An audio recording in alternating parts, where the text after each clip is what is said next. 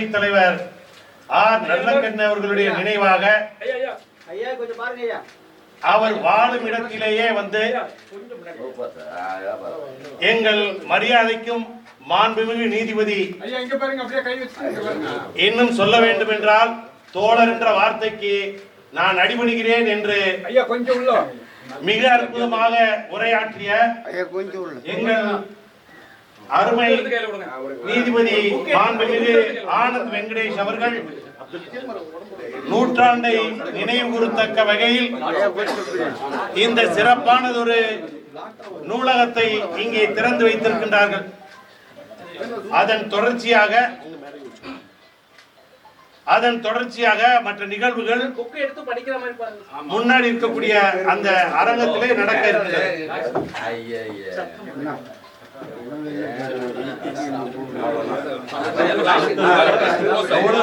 சரியான, அதாவது ஒரு புத்தகத்தை எடுக்க படித்து பார்க்க வேண்டும் என்று பத்திரிகையாளர்கள் கேட்கும் பொழுது நீதியரசர் ஏதோ ஒரு ரேண்டமாக ஒரு புத்தகத்தை எடுக்கும் பொழுது அந்த புத்தகம் இருவருக்கும் மிக மிக பிடித்த திருக்குறள் புத்தகமாக அமைந்திருப்பதே இந்த நிகழ்வுடைய முத்தாய்ப்பாக, மகிழ்ச்சியாக, வெற்றியாக கருதுகின்றோம்.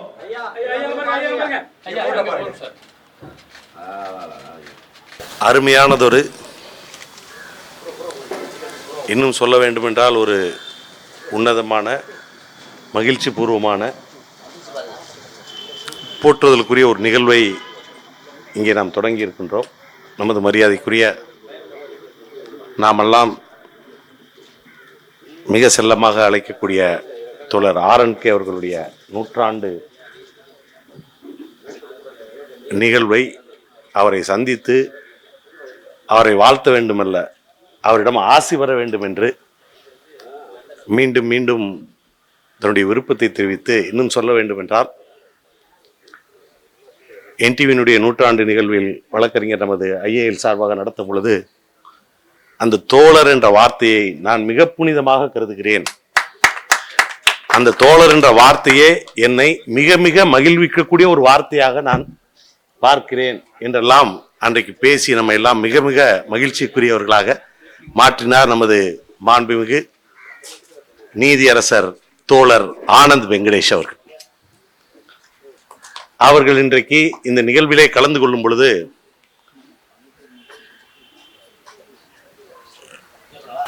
ஒரு நீதியரசர்களை நாம் வெறும் நீதியரசர்களாக மட்டுமே சில பேர்களை பார்க்க முடியும். சில பேர்களை இந்த சமூகத்தோடு ஒட்டிய பிரச்சனைகளில் தன்னுடைய வெளிப்பாடுகளை வெளிப்படுத்துபவர்களாக பார்க்க முடியும். அப்படி இந்த சமூகத்தில் ஏதோ ஒரு இடத்தில் ஏதோ ஒரு மூலையில் தவறு நடந்தாலும் அந்த தவறையும் நாங்கள் பிரதிபலிக்கக்கூடியவர்கள் தான் என்று நமது போற்றுதலுக்குரிய கிருஷ்ணய்யர் அவர்களைப் போலவே தன்னுடைய உணர்வை வெளிப்படுத்தி இன்றைக்கும் தன்னுடைய நீதி பரிபாலனத்தை செய்து கொண்டிருக்கின்ற மரியாதைக்குரிய ஆனந்த் வெங்கடேஷ் அவர்கள்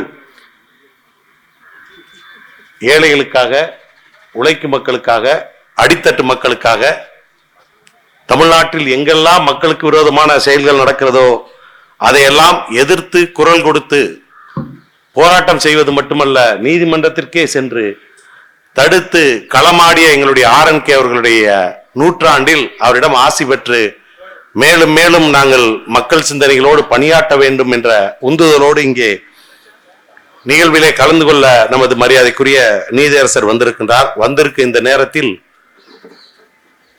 RNK அவர்களுக்கு எப்படி தொழிலாளர்களுக்காக போராடுவது பிடிக்குமோ, அடித்தட்டு மக்களுக்காக குரல் கொடுப்பது பிடிக்குமோ, எங்கே ஒடுக்கப்படுகிறார்களோ அங்கே எல்லாம் நின்று போராட வேண்டும் என்று நினைக்கின்றாரோ அதை போலவே புத்தகம் படிப்பதும் மிக மிக பிடித்தது, புத்தகம் வாசிப்பதும் மிக மிக பிடித்தது.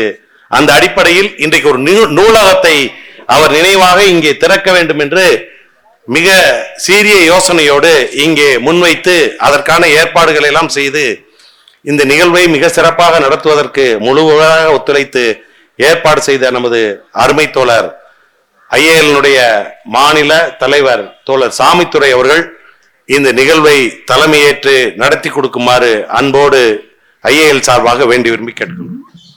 முன்மொழிங்க. அதை நான் வழிமொழிகிறேன்.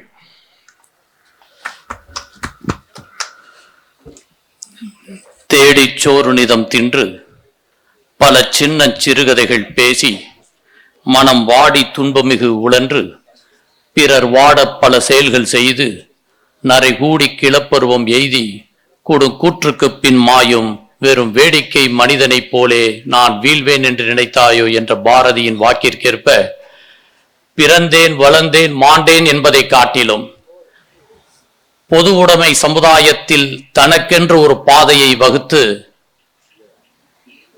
இல்லை என்ற சொல்லை உலகில் இல்லையாக வைப்பேன் என்று சொன்ன பாரதியின் படியும் சொல்ல கொதிக்குதுடா நெஞ்சம் வெறும் சோற்றுக்கா வந்தது இந்த பஞ்சம் என்பதை மாற்ற பாட்டாளி மக்களின் தோழனாய் 13 வயதிலே எங்கு தனியும் இந்த சுதந்திர தாகம் என்ற பாடலை எடுத்து சுதந்திர போராட்ட வீரருக்கு பொது உடைமை தலைவனுக்கு இன்று தாமிரபரணியை மீட்டெடுத்தவருக்கு இங்கே ஒரு நூலக திறப்பு விழாவை நூற்றாண்டிலே ஒரு தலைசிறந்த தகைசால் தமிழருக்கு இங்கே தோழர் நல்லகண்ண அவர்களுக்கு இந்த அற்புதமான நிகழ்ச்சியினை இந்திய வழக்கறிஞர் சங்கத்தின் சார்பில் நடத்துவதை நாங்கள் பெருமையாக கருதுகிறோம். என இன்னைக்கு தோழர் என்று சொன்னால் ஒரு தலைசிறந்த அப்பழுக்கற்ற வாழ்க்கையை வாழ்ந்த அவர்களுக்கு எங்களுடைய மாண்புமிகு நீதியரசர் அவர்கள் சட்டத்தை ரூல் ஆஃப் லாவை நேசிக்கக்கூடியவர்கள், பதவிக்கு மேலாக காரியத்தை சாதித்தவர் என்று கடந்த வாரத்திலே சாலமன் பாப்பையா அவர்களால் பாராட்டுக்களை பெற்றவர்கள். மாண்பு மதுரை உயர்நீதிமன்றத்திலே அத்தனை பேரும் வழக்கறிஞர்கள் இருக்கக்கூடிய சபையிலே அவர்கள் மானிடத்தை நேசிக்கின்ற ஒரு நீதி அரசர் இந்த அரங்கத்திலே வந்து ஐயாவுடைய இந்த நூலகத்தை திறந்து வைத்து இன்று அவரை பற்றிய சிறப்புகளை நம்மிடம் பேச இருக்கின்றதற்காக மாண்புமிகு நீதியரசர் அவர்களுக்கு இந்திய வழக்கறிஞர் சங்கத்தின் சார்பில் இருகரம் கூப்பி நன்றியினை நான் தெரிவித்துக் கொள்கின்றேன்.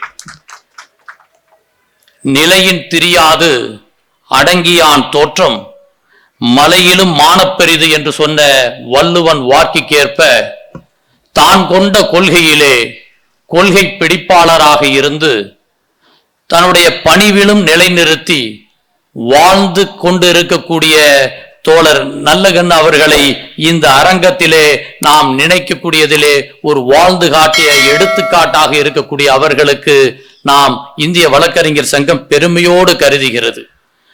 100 கவிதைகள், நல்லகண்ணு 100 பாவலர் என்ற அற்புதமான கவிதைகளை அவருடைய நூற்றாண்டு விழாவிலே வெளியிட்டார்கள்.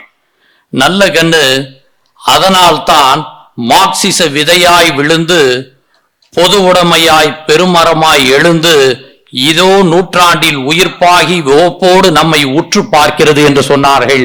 அந்த அற்புதமான தோழர் ஆரன்கேவை இந்த அரங்கத்திலே பெருமையோடு நாங்கள் நினைக்கின்றோம். இந்த இந்திய வழக்கறிஞர் சங்கத்தினுடைய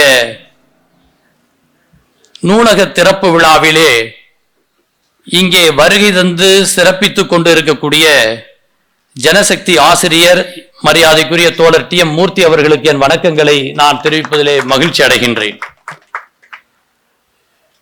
கோதிக்கால் பூதமடா அவன் கோபத்தின் ரூபமடா என்று சொன்ன ஜீவாவின் வைர வரிகளை அவர்கள் பறைசாற்றி கொண்டிருக்கக்கூடியவர்கள். இங்கே வரவேற்புரை ஆற்ற இருக்கக்கூடிய மதுரை உயர்நீதிமன்ற வழக்கறிஞர் நம்முடைய வழக்கறிஞர் மாநில துணை பொதுச் செயலாளர் கே சாமி அவர்களுக்கு என் வணக்கத்தை நான் தெரிவித்துக் கொள்கின்றேன். இந்த முக்கியமான இந்த நிகழ்ச்சியிலே தோளோடு தோள் நின்று மிக சிறப்பான பணிகளை தொடர்ந்து செய்து கொண்டு இருக்கக்கூடிய காம்பையராக மட்டுமல்ல, ஒருங்கிணைப்பாளராக மட்டுமல்ல, முன்னாள் எம்பி அவர்கள் மரியாதைக்குரிய இந்த இந்திய வழக்கறிஞர் சங்கத்தினுடைய ஆற்றல் மிகு துணைத் தலைவர் அழகிரிசாமி அவர்களுக்கு என் வணக்கங்களை நான் தெரிவிப்பதிலே மகிழ்ச்சி அடைகின்றேன். இந்த நிகழ்ச்சியில் ஆரம்பம் முதல் இப்பொழுது வரை எங்களுக்கு தோழனாய் இருந்து உதவி இருக்கக்கூடிய மாநில பொருளாளர் ஐஏஎல்லுடைய மாநில பொருளாளர் தோழர் குடந்தை கே.ஆர். ராமமூர்த்தி அவர்களுக்கு என் வணக்கங்களை நான் தெரிவிப்பதிலே மகிழ்ச்சி அடைகின்றேன். இங்கே தோழர் சிவா அவர்களுக்கு என்னுடைய வணக்கங்கள் நன்றிகளை நான் தெரிவித்துக் கொள்கின்றேன். இங்கே வருகை தந்திருக்கக்கூடிய மாநில துணைத் தலைவர் பாண்டியன் அவர்களுக்கு என் வணக்கங்களை நான் தெரிவிப்பதிலே மகிழ்ச்சி அடைகின்றேன். இந்த நூலக திறப்பு விழாவிலே நாம் சொன்ன உடனேயே அப்துல் கலாம் விஷன் 2020 இருந்து நானும் நூல்களை தருவேன் என்று இன்றைய தினத்திலே 600 நூல்கள் ஐயாவிற்காக படைக்கப்பட்டிருக்கின்றன என்ற மகிழ்ச்சியினை நான் தெரிவிப்பதிலே மகிழ்ச்சி அடைகின்றேன். அதில் அவரும் நானும் ஒரு பங்காக இன்று நூல்களை கொண்டு வந்து இந்த அரங்கத்திலே கொடுக்க இருக்கிறேன் என்று சொன்ன மரியாதைக்குரிய திருச்செந்தூரான் அவர்களுக்கு என்னுடைய வணக்கங்களை நான் தெரிவிப்பதிலே மகிழ்ச்சி அடைகின்றேன். என்னுடைய அருமை நண்பர் முனியாண்டி அவர்கள் மத்திய அரசிலே வேலை பார்க்கக்கூடிய அவர்களுக்கு என்னுடைய வாழ்த்துக்களை நான் தெரிவிப்பதிலே மகிழ்ச்சி அடைகின்றேன். சூழ்ச்சியால் சுவர் அமைத்து சுயநலத்தால் கோட்டை கட்டி சுடர்விட்ட நீதிதனை தூக்கி எறிந்துவிட்டு சாட்சிகள் வேண்டாம் சகலமும் நான் என்று சொல்லும் அதிகாரத்தை மாற்றிய எங்களுடைய மாண்புமிகு நீதியரசர் அவர்கள் பல வரலாற்று சிறப்பு மிக்க தீர்ப்புகளை லைவ்லாவில் இன்னைக்கு அதிகமா ஒரு தீர்ப்பு உலக அளவிலே பாராட்டுக்கள் பெற்று இருக்கிறது என்று சொன்னால் அது மாண்புமிகு நீதியரசருடைய தீர்ப்புகள் என்ற பெருமையினை இந்த அரங்கத்திலே நான் சொல்லிக் கொள்வதிலே மகிழ்ச்சி அடைகின்றேன். ஏன்னா அத்தனை பொது உடைமை சித்தத்தை அவர்கள் இருப்பதை நாங்கள் பார்க்கின்றோம். பாதகம் செய்பவரை கண்டால் பயம் கொள்ளல் ஆகாது பாப்பா, அது யாரா இருந்தாலும் சரி, மோதி மிதித்து விடு பாப்பா, அவன் முகத்தில் உமிழ்ந்து விடு பாப்பா. அதை செய்து கொண்டு இருக்கக்கூடிய மாண்புமிகு நீதியரசர் அவர்கள் தலை சிறந்த இந்த ஆண்டிலே உயர் நீதிமன்றத்தில் அவருடைய பாடல்கள் மிக அற்புதமாக இருந்தன. கிரிக்கெட்ல 3 மாநிலங்கள்ல வெற்றி பெற்று சமீபத்திலே அவர்கள் வந்திருக்கின்றார்கள். ஈஸ்வரன் என்ற ஒரு வழக்கிலே சட்டவிரோத காவலிலே ஒருவனை அடைத்து வைத்து குண்டர் தடுப்பு சட்டத்திலே போடப்பட்ட அவனுக்கு எப்படி நீங்கள் குண்டர் தடுப்பு சட்டத்தில் போட்டால் ஆர்டிகல் 21 வராது என்று பல்வேறு வழக்குகள் இருக்கிறது என்று சொன்னார்கள். அவர் சொன்னாரு, எல்லாரும் மனிதன், அதுல bad man good person bad person, no distinguish.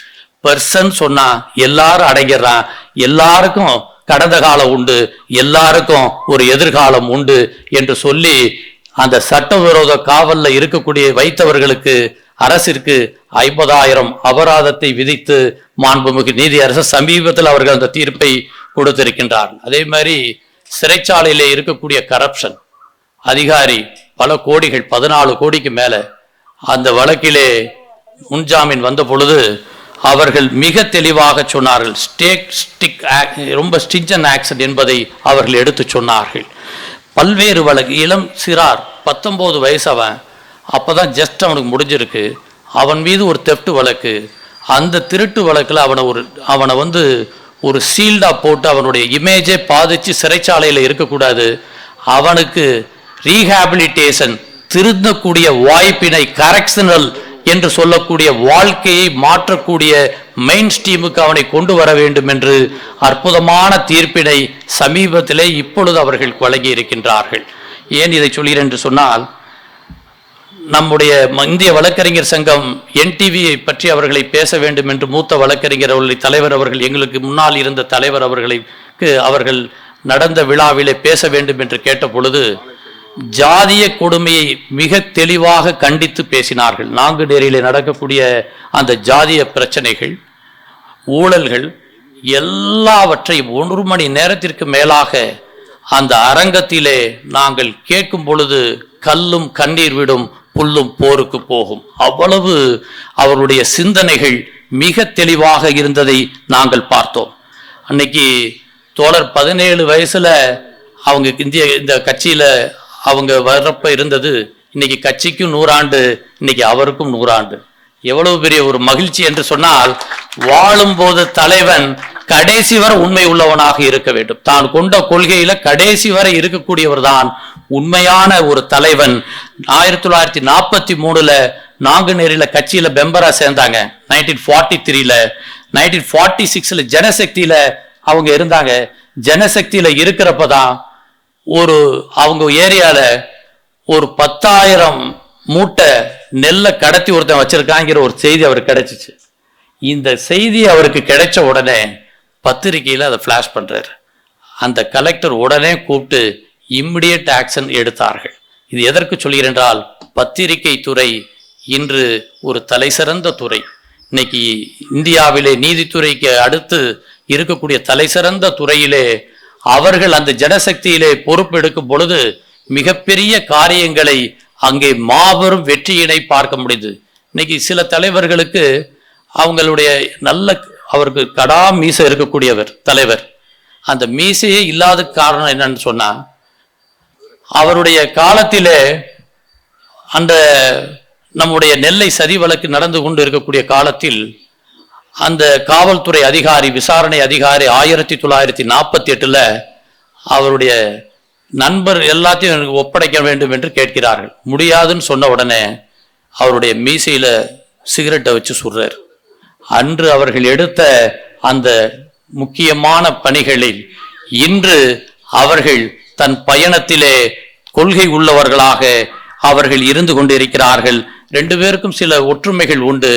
இலக்கியவாதி மாண்புமிகு நீதியரசர் ஏராளமான கவிதைகள் ஆங்கிலத்தில் எழுதியிருக்கிறார்கள். இன்னைக்கு நம்ம அதை நான் நூலாக வெளியிட வேண்டும் என்று கேட்டுக் கொண்டிருக்கின்றேன். ஏராளமான கவிதைகள் இருக்கக்கூடிய இப்ப சமீபத்திலே வந்த திரைப்படத்தில் இருக்கக்கூடிய அத்தனையில் தன்னுடைய கருத்துக்களை பதிவு செய்திருக்கின்றார்கள். இன்று தாமிரபரணியிலே 2010 ஐயா அவர்களே நீதிமன்றத்தில் நின்னாங்க. நான் கூட இருக்கக்கூடிய ஒரு பாக்கியம் எனக்கு கிடைத்தது. அன்றைய தினத்திலே நீதிமன்றத்திலே அவர்கள் எழுந்து பேசும் பொழுது அந்த நீதிமன்றத்திலே இருக்கக்கூடிய நிசப்தம் இருக்கிறது அல்லவா, உண்மையிலேயே ஒரு நல்லாரை காண்பதும் நன்றே, நல்லார் சொல் கேட்பதும் நன்றே, நல்லாரோடு இணங்கி இருப்பதும் நன்றே என்பதற்கு எடுத்துக்காட்டாக நீதி ஜனத்தை உயர்த்தும் என்பதை அன்றைய தினத்திலே நான் பார்த்தேன். நீதி ஒருபோதும் தோற்றதில்லை, நீதி ஒருபோதும் வெக்கப்பட்டதில்லை. அன்று பொக்ரேனை நிறுத்தி மிகப்பெரிய வெற்றியை, மணல் கொள்ளையை தடுத்து நிறுத்திய மாவீரனுக்கு இன்று நூலக திறப்பு விழா என்பது நமக்கெல்லாம் மிகப்பெரிய பெருமை. கனிம வளத்தை காத்தவருக்கு இன்று நூலக திறப்பு விழா என்பது நமக்கெல்லாம் மிகப்பெரிய பெருமை. இன்னைக்கு எல்லா வகையிலும் விவசாயிகளின் போராட்டத்திலே 1972 சிறைக்கு சென்று வெற்றியாளராக வந்தவருக்கு நடத்துவதிலே நமக்கு பெருமை.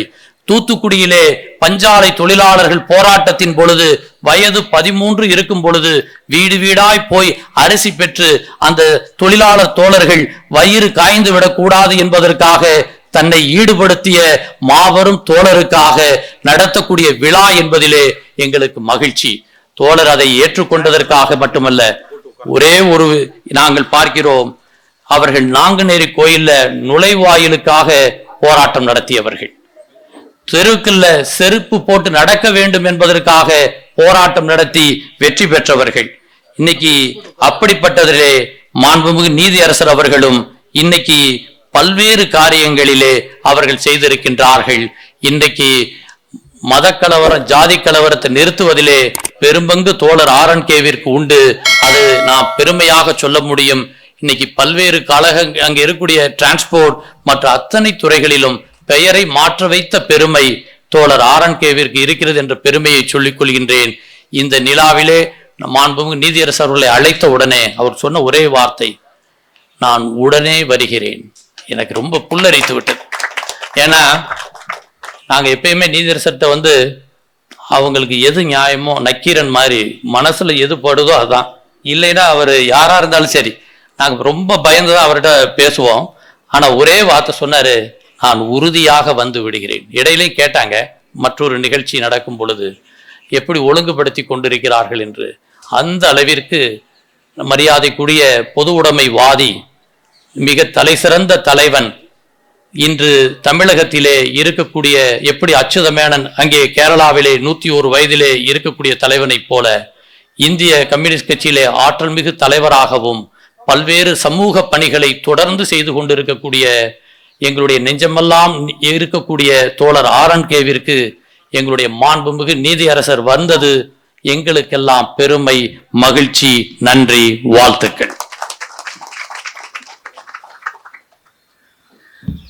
நிகழ்வின் வரவேற்புரையாக மரியாதைக்குரிய தோழர் KK சாமி. இனியதொரு மாலை பொழுதினிலே இங்கு குழுமி இருக்கும் அனைவருக்கும் எனது பணிவான வணக்கங்கள். இந்திய விடுதலை போராட்ட வீரர், பொது உடைமை நாயகர் தகைசால் தமிழர் அவரது 100ஆண்டு விழாவினை வரவேற்கும் விதமாக அவரது இல்லத்திலே இந்திய வழக்கறிஞர் சங்கம் தமிழ்நாடு சாப்டர் சார்பாக நூலகம் ஒன்றை திறந்து வைத்து வாழ்த்துறை வழங்க வந்திருக்கும் சென்னை உயர்நீதிமன்ற நீதியரசர் திரு என் ஆனந்த் வெங்கடேஷ் அவர்களை வரவேற்பதில் இந்திய வழக்கறிஞர் சங்கம் பெரும் உவகை அடைகிறது. அதே போல இந்த விழாவினை தனியொருவனாக நின்று திறம்பட ஏற்பாடு செய்து அதை வெறும் ஒரு வரவேற்கத்தக்க விதத்தில் நடத்தி கொண்டிருக்கும் இந்திய வழக்கறிஞர் சங்கத்தின் மாநில தலைவர் திரு கு சாமித்துரை அவர்களையும் வரவேற்பதில் பெரும் மகிழ்வு அடைகிறேன். மேலும் முன்னாள் பாராளுமன்ற உறுப்பினரும் இந்திய வழக்கறிஞர் சங்கத்தின் மாநில பொறுப்பாளர் ஒருவருமான தோழர் அழகிரிசாமி அவர்களையும் வரவேற்பதில் பெரும் மகிழ்வு அடைகிறேன். அதுபோல ஜனசக்தி ஆசிரியரும் இந்திய கம்யூனிஸ்ட் கட்சியோட தேசிய செயலாளரும் ஏஐடிசியின் மேனாள் தலைவருமான தோழர் மூர்த்தி அவர்களை வரவேற்பதிலும் பெரும் மகிழ்வு அடைகிறேன். மேலும் திரளாக இங்கு கலந்து கொண்டிருக்கும் இந்திய வழக்கறிஞர் சங்கத்தின் தோழர்களே, நண்பர்களே, அவர்களை வரவேற்பதிலும் பெரும் மகிழ்வு அடைகிறேன். மேலும் சென்னை உயர்நீதிமன்ற வழக்கறிஞர்கள், பகுதிவாழ் பொதுமக்கள், பத்திரிகையாளர்கள், காவல்துறையினர் மற்றும் அனைவரையும் இந்திய வழக்கறிஞர்கள் சங்கம் தமிழ்நாடு சாப்டர் சார்பில் வருக வருக என வரவேற்கிறேன். மேலும் இந்திய வழக்கறிஞர் சங்கத்தின் மாநில துணை தலைவர் தோழர் பாண்டியன் அவர்களை வரவேற்பதில் பெரும் மகிழ்வு அடைகிறேன். மேலும் தோழர் ஆதிமூலம், தோழர் பியூலா ஜான் செல்வராஜ் அவர்களை வரவேற்பதிலும் பெரும் மகிழ்வு அடைகிறேன். அனைவரும் வரவேற்பதில் இந்திய வழக்கறிஞர் சங்கம் தமிழ்நாடு சாப்டர் சார்பாக பெரும் மகிழ்வுடன் வரவேற்கிறேன். நன்றி. நிகழ்வை தொடங்குவதைப் போல மரபாக நமது மரியாதைக்குரிய 100 ஆண்டு கண்ட மக்கள் தலைவர், போற்றுதலுக்குரிய தோழர் RNK அவர்களுக்கு நினைவு பரிசு மரியாதைக்குரிய நமது தோழர் ஆனந்த் வெங்கடேஷ் அவர்கள் வழங்குவார்கள்.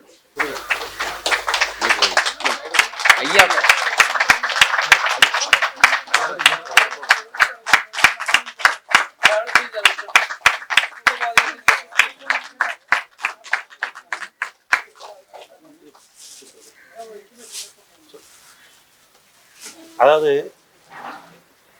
100 ஆண்டு கண்ட எங்கள் தலைவரை வாழ்த்து பெறுவதற்காக வந்திருக்கின்ற மரியாதைக்குரிய நீதியரசர் ஆனந்த் வெங்கடேஷ் அவர்களுக்கு RNK அவர்கள் இந்த சால்வையை அணிவிப்பார்கள்.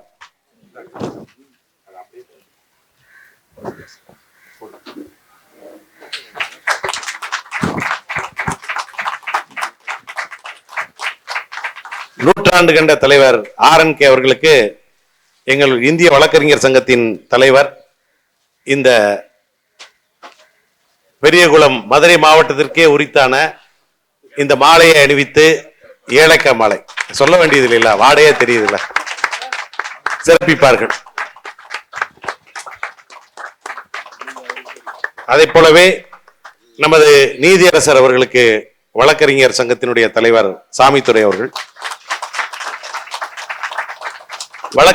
இந்திய வழக்கறிஞர் சங்கத்தின் சார்பாக நீதியரசர் அவர்களுக்கு ஷீல்டு.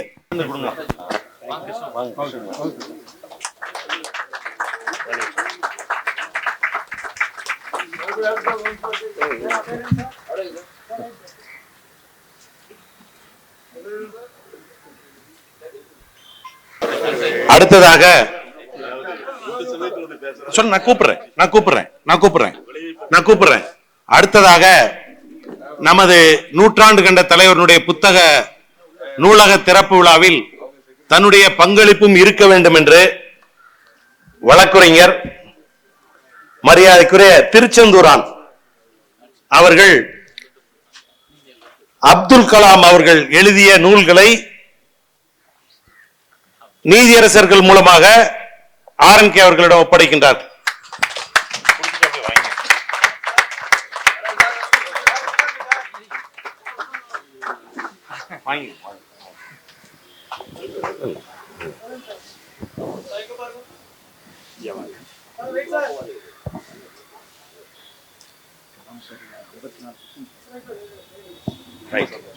சிறப்பு சிறப்பு, நன்றி, மிக்க நன்றி. அடுத்ததாக வழக்கறிஞர் நம்ம சாமித்துறையினுடைய புதல்வன் AKS விஷ்ணு அவர்கள் இந்த நூலகத்திற்கு நூல்களை வழங்குகின்றார்கள். லாட்சிப் மூலமாவே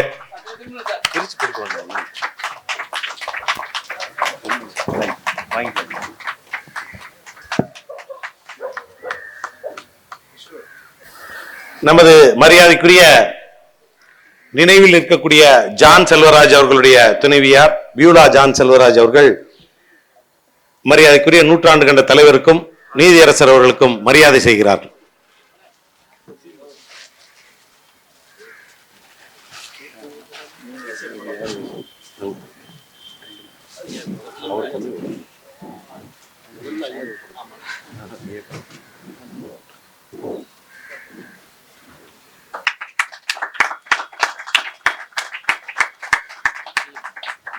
அவங்க போடுங்க.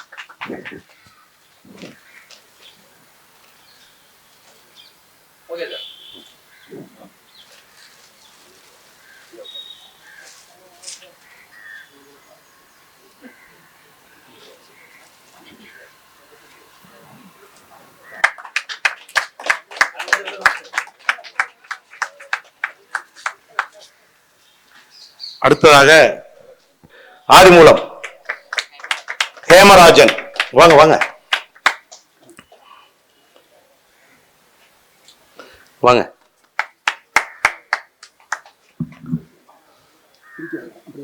கொடுத்துருங்க கொடுத்துருங்க. என்னுடைய புதல்வர் கௌஷிக் அவர்கள் மரியாதைக்குரிய தாத்தா நல்லகன் அவர்களுக்கும் ஐயா நீதியரசர் அவர்களுக்கும் நூற்றாண்டு கண்ட எங்கள் தலைவரை நாங்கள் மீண்டும் மீண்டும் பல முறை வாழ்த்தினாலும் வாழ்த்தி கொண்டே இருப்போம். எத்தனை முறை எந்த வாய்ப்பு கிடைத்தாலும் வாழ்த்தி கொண்டே இருப்போம். அதை போலவே இந்த நூலகம் திறப்பதற்கான என்ற வாய்ப்பை தந்த மரியாதைக்குரிய நீதியரசர் ஆனந்த் வெங்கடேஷ் அவர்களுக்கும் வாழ்த்துக்களை தெரிவித்து எங்களுடைய மரியாதைக்குரிய ஜனசக்தியினுடைய ஆசிரியர் இந்திய வழக்கறிஞர் சங்கத்தினுடைய பொறுப்பாளர் டி.எம். மூர்த்தி அவர்கள் வாழ்த்துரை வழங்குவார். சிவப்பு இயக்கத்தில் தோன்றி இன்றைக்கு தமிழ்நாடு முழுமையும், தமிழ்நாட்டை தாண்டி இந்தியா முழுமையும் அனைத்து அரசியல் கருத்து கொண்டவர்களையும் பெரும் மதிப்பை பெற்றிருக்கிற எங்களுடைய பாசத்துக்கு மரியாதைக்கு உரிய தோழர் RNK அவர்களே, மாண்புமிகு நீதியரசர் அவர்களே, தலைமை இருக்கிற தோழர் சாமிதுரை அவர்களே, தோழர் பாண்டியன், தோழர் கிருஷ்ணகுமார், தோழர் அழகிரிசாமி, தோழர் ஆதிமூலம், தோழர் பியூலா ஜான் செல்வராஜ், தோழர் ராமமூர்த்தி உள்ளிட்ட இந்த அவையை நான் மிகுந்த பணிவோடு வணங்குகிறேன். இது ஒரு ரொம்ப வித்தியாசமான ஒரு நிகழ்வு, ரொம்ப வித்தியாசமான நிகழ்வு. மாண்புமிகு நீதியரசர் இங்கு வருகை தந்து எங்களுடைய குடும்பத்தினுடைய தலைவருக்கு ஒரு நூலகத்தை திறந்து வைத்து அவரை பாராட்டுவதற்கு நான் வர வேண்டும் என்று அவரே கேட்டுக்கொண்டு வந்திருப்பது என்பது நாங்கள் அறிந்திருந்த இந்த வரலாற்றில் இது ஒரு புதிய பக்கம். RNK அவர்கள் அவருக்கு ஒரு நூலகம் அவருக்கு தருவது என்பது ரொம்ப பெரிய விஷயம்தான். ஏன்னா அவர் எழுதிய நூல்கள் ரொம்ப குறைவு. ஆனால் அவர் ஏராளமான நூல்களுக்கு முன்னுரை எழுதியிருக்கிறார், மதிப்புரை எழுதியிருக்கிறார். அவர் இளைஞராக இருந்த காலத்தில் அவருக்கு இந்திய கம்யூனிஸ்ட் கட்சியில வழங்கப்பட்ட பொறுப்பு என்பது இந்திய கம்யூனிஸ்ட் கட்சியினுடைய சிங்காரவேலர் நூலகத்துக்கான புத்தகங்களை திரட்டி வைப்பதும், தகவலுக்காக இந்த பத்திரிகைகள் வர செய்திகளை எல்லாம் அப்போது இப்போ மாதிரியான இந்த மீடியா கிடையாது, எல்லாவற்றையும் வெட்டி ஒட்டி வைத்திருப்பதும் தான் அவருக்கு இளைஞராக இருக்கும்போது கொடுக்கப்பட்ட வேலை. இத்தனை ஆண்டுகள் கழித்தும் மறுபடியும் அதே வேலையை கொண்டு வந்து அவரிடம் கொடுத்திருப்பது என்பது ரொம்ப முக்கியமானது. மாண்புமிகு நீதியரசர் அவர்கள் இந்த மாதிரியான பொது நிகழ்ச்சிகளை காண்பது என்பது நீங்கள் வழக்கறிஞர்களாக இருப்பவர்கள் நீங்கள் பார்த்திருப்பீர்கள். எங்களை போன்றவர்களுக்கு அவர்களை பார்ப்பது என்பது ரொம்ப அரிது. ஒழுக்கம் அப்படின்னா என்ன அப்படின்னு பெரியார் ஒரு டெஃபினிஷன் சொல்லுவார். அந்த டெஃபினிஷன் சொல்லிட்டே வரும்போது வழக்கறிஞராக இருப்பவங்க அவங்களுடைய கட்சிக்காரங்களுக்கு எது சரியோ அதைத்தான் சொல்லணும். ஆகா இவர் பொய் சொல்லிட்டாரே, ஆகவே இவர் ஒழுக்கம் கெட்டவர்னு சொல்ல முடியுமா? அதனால ஒழுக்கம் என்பதற்கு ஒரே பொருள் கிடையாது, நிறைய பொருள் இருக்கு அப்படின்னு சொல்லுவார். ஆனால் இவர்கள்லாம் நீதி அரசர்களாக மாறிய பிறகு அது என்ன எப்படித்தான் இந்த மாற்றம் நிகழ்கிறது அப்படின்னு நமக்கு தெரியல. இப்போ நம்முடைய குழந்தைகள் பெற்று வரப்போ நம்ம சொல்றதை கேட்டுக்கிட்டே இருக்கும். கொஞ்சம் நாள் படிச்ச வேலைக்கு போயிடுச்சு அப்படின்னாக்கா எந்த நிமிஷத்துல அது நிகழ்ந்ததுன்னே தெரியாது. நம்ம சொன்னதை நம்ம புள்ள கேட்கறத விட்டு நம்ம புள்ள சொல்றதை நம்ம கேட்கறவங்களா மாறிடும். அது எப்படி அது நேருகிறது அது வந்து சொல்ல முடியாது. அதே போல இவர்கள் நீதியரசர் ஆசனத்திலே உட்கார்ந்த பிறகு என்னென்றால் தோழர் சந்துரு அவர்கள், தோழர் ஹரிபிரந்தான் அவர்களோட வழக்கு எல்லாம் நடத்தி இருக்கிறார். அவங்க போய் அந்த ஆசனத்தில் அமர்ந்ததுக்கு அப்புறம் அவங்க டோட்டலா மாறி போய் நிற்பதை நம்ம கவனிச்சிருக்கிறோம். ஆனா அவர்களோடு ஏற்கனவே பழகியவர்கள். நான் தோழர் அருணாச்சலம் இன்னைக்கு அருணாச்சலம் இங்கு வந்திருக்க வேண்டும், ஐஏஎல்லுடைய பொதுச் செயலாளர். அவர் பணி தொடர்பாக போக வேண்டிய கட்டாயம். நீதி அரசர் அவர்களை நேற்றே போய் சந்தித்து வரைகள் அமைக்க அவருக்கு நான் வருத்தம் தெரிவித்து விட்டு சென்றிருக்கிறார். அவருடைய புத்தக வெளியீடு ஒன்று நடந்தது. மாண்புமிகு நீதி அரசர் அவர்கள் தான் வெளியிட்டாங்க. அது முன்னாடி வழக்கறிஞர்களை கொண்ட ஒரு மியூசிக் பேண்ட் ஒன்று நடந்தது. ரொம்ப ஆச்சரியம் என்னன்னா, கேட்டுக்கிட்டே இருந்தவர் அவரே நேரா மைக் வாங்கி பாடினாரு. நீ பாடுவது அப்படிங்கிறது வந்து ஒரு சாதாரண ஒரு நிலைக்கு போயிட்டு அவங்க எல்லாம் பாடுறதெல்லாம் தப்பு அப்படின்னு நினைச்சிட்டு இருக்க ஒரு சமூகத்துல அவரே வந்து மைக்க வாங்கிட்டு பாடினது அப்படிங்கிறது வித்தியாசமா இருந்தது. அதாவது இந்த பிம்பங்களை உடைப்பது அப்படிங்கிறது ரொம்ப ரொம்ப முக்கியமானது. அத்தகைய பிம்பங்களை உடைப்பதில் இருக்கக்கூடிய மாண்புமை நீதி அரசர்கள் இங்கே வந்து RNK அவர்களுக்கு இங்கு பாராட்டு தெரிவிப்பதற்கு வந்திருப்பதற்காக நான் உண்மையிலேயே மகிழ்ச்சி அடைந்து எமது இயக்கத்தின் சார்பாக அவருக்கு எங்களுடைய பெரிய நன்றியை நான் தெரிவித்துக் கொள்கிறேன். RNK அவர்கள் ஒரு நீண்ட காலம் 100 ஆண்டு கால வாழ்க்கை, எல்லாரையும் 100 ஆண்டு காலம் வாழ்க அப்படின்னு சொல்லுவோம். அவர் 100 ஆண்டை தாண்டி வாழ்ந்து கொண்டிருக்கிறார். ஆனா அவரு ரொம்ப அவருடைய உடல்நலத்தை கவனமாக கவனித்துக் கொண்டு நல்ல வகையில் போஷாக்குள்ள உணவுகளை சாப்பிட்டு அப்படியே வளர்ந்தவர் அல்ல. 7 ஆண்டு காலம் சிறையில் இருந்தவர். சாமித்துறை சொல்லும் போது சொன்னார் எப்படி வந்து அவருடைய மீசை பொசுக்கப்பட்டது அப்படிங்கிறத பத்தி சொன்னார். ஏன்னா சிறை தண்டனை என்பது இப்போது இருக்க மாதிரியான சிறை தண்டனை அல்ல. அங்க இருக்கக்கூடிய சிறை தண்டனை, அன்றைய சிறை தண்டனை வேறு மாதிரியானது. விடுதலைக்கு முன்பும் அவர் சிறையில் இருந்திருக்கிறார், விடுதலைக்கு பின்பும் அவர் சிறையில் இருந்திருக்கிறார். அத்தனை தண்டனைகளை, அத்தனை கடுமையான சித்திரவதைகளை எல்லாம் அனுபவித்து அதற்கப்புறமும் 100 ஆண்டு காலம் வாழ முடிகிறது என்று சொன்னால் அவர் கடைபிடித்த ஒழுக்கமும் நேர்மையும் தான் அதற்கு மிக முக்கியமான காரணம். KTK அவர்கள் 60களில ஒரு முறை அவருடைய இதய ஆபரேஷனுக்காக அவர் சோவியத் யூனியனுக்கு போயிருந்தார். திரும்பி வந்த வரை கொஞ்சம் பேசிட்டு இருக்கும்போது எங்கிட்ட சொன்னார், டாக்டர் என்ன சொன்னாங்க எல்லாம் எவ்வளவு நான் இருப்பேன்னு நான் கேட்டேன். நான் ஆபரேஷன்லாம் பண்ணியாச்சு, சரியா இருக்கு, உனக்கான வாழ்க்கையை நீ நடத்தினீன்னா இன்னும் ஒரு 10 வருஷம் இருப்ப, பொதுவாக வாழ்றது அப்படின்னாக்க நீ ஒரு 20 வருஷம் இருப்ப அப்படின்னாரு. ஆனா அதுக்கப்புறம் ஒரு 30 வருஷத்துக்கு மேல இருந்தாரு. பொதுவான வாழ்க்கை எம்பத்தி இருக்கு இல்லையா, இன்னொருவருடைய துன்பத்தை தன்னுடைய துயரமாக ஏற்றுக்கொள்வது, அதுதான் ரொம்ப முக்கியமான விஷயம். அது அரசியல் இருக்கலாம், எதுவாக இருக்கலாம். மற்றவருடைய துன்பத்தை தன்னுடைய துயரமாக எவன் உணர்கிறானோ அவன் மனிதன் நிலையத்திலிருந்து அடுத்த நிலைக்கு போகிறான். வையத்தில் வாழ்வாங்கு வாழ்ந்த மாமனிதரை பற்றி நாம் இங்கே பேசிக்கொண்டிருக்கிறோம். ரொம்ப நேரம் எடுத்துக்க கூடாது, ஏன்னா மாண்புமிகு நீதி அமைச்சர் சொல்றோம். நான் இங்க சொல்ல வேண்டியது என்ன அப்படின்னா, தலைவர் அப்படின்னா அது வாழை மரம் போல இருக்கணும். அது கொலை தள்ளுவதற்கு முன்பாகவே அது பக்கக்கன்று ஏகராளமாக வெடித்து வந்திருக்க வேண்டும். உண்மையிலேயே தோழர் RNK பலருக்கு இங்கே தெரிந்திருக்க வாய்ப்பு இல்லை. இந்திய கம்யூனிஸ்ட் கட்சியுடைய பொதுச் செயலாளர் தோழர் ராஜா தமிழ்நாட்டுக்காரர். அனைத்து இந்திய இளைஞர் பெருமன்றத்தினுடைய பொதுச் செயலாளர் தோழர் திருமலை தமிழ்நாட்டுக்காரர். அனைத்து இந்திய மாணவர் பெருமன்றத்தினுடைய பொதுச் செயலாளர் தோழர் தினேஷ் தமிழ்நாட்டுக்காரர். அகில இந்திய வங்கி ஊழியர் சங்கத்துடைய பொதுச் செயலாளர் தோழர் CH வெங்கடாச்சலம் தமிழ்நாட்டுக்காரர். அகில இந்திய பாதுகாப்பு ஊழியர் சங்கத்தினுடைய பொதுச் செயலாளர் தோழர் ஸ்ரீகுமார் தமிழ்நாட்டுக்காரர். AITCலையும் பொதுச் செயலாளர்களும் ஒரே மாநிலத்திலிருந்து 2 பேர் பொதுச் செயலாளர்களாக இருப்பது என்பதும் தமிழ்நாட்டில் இருந்துதான்.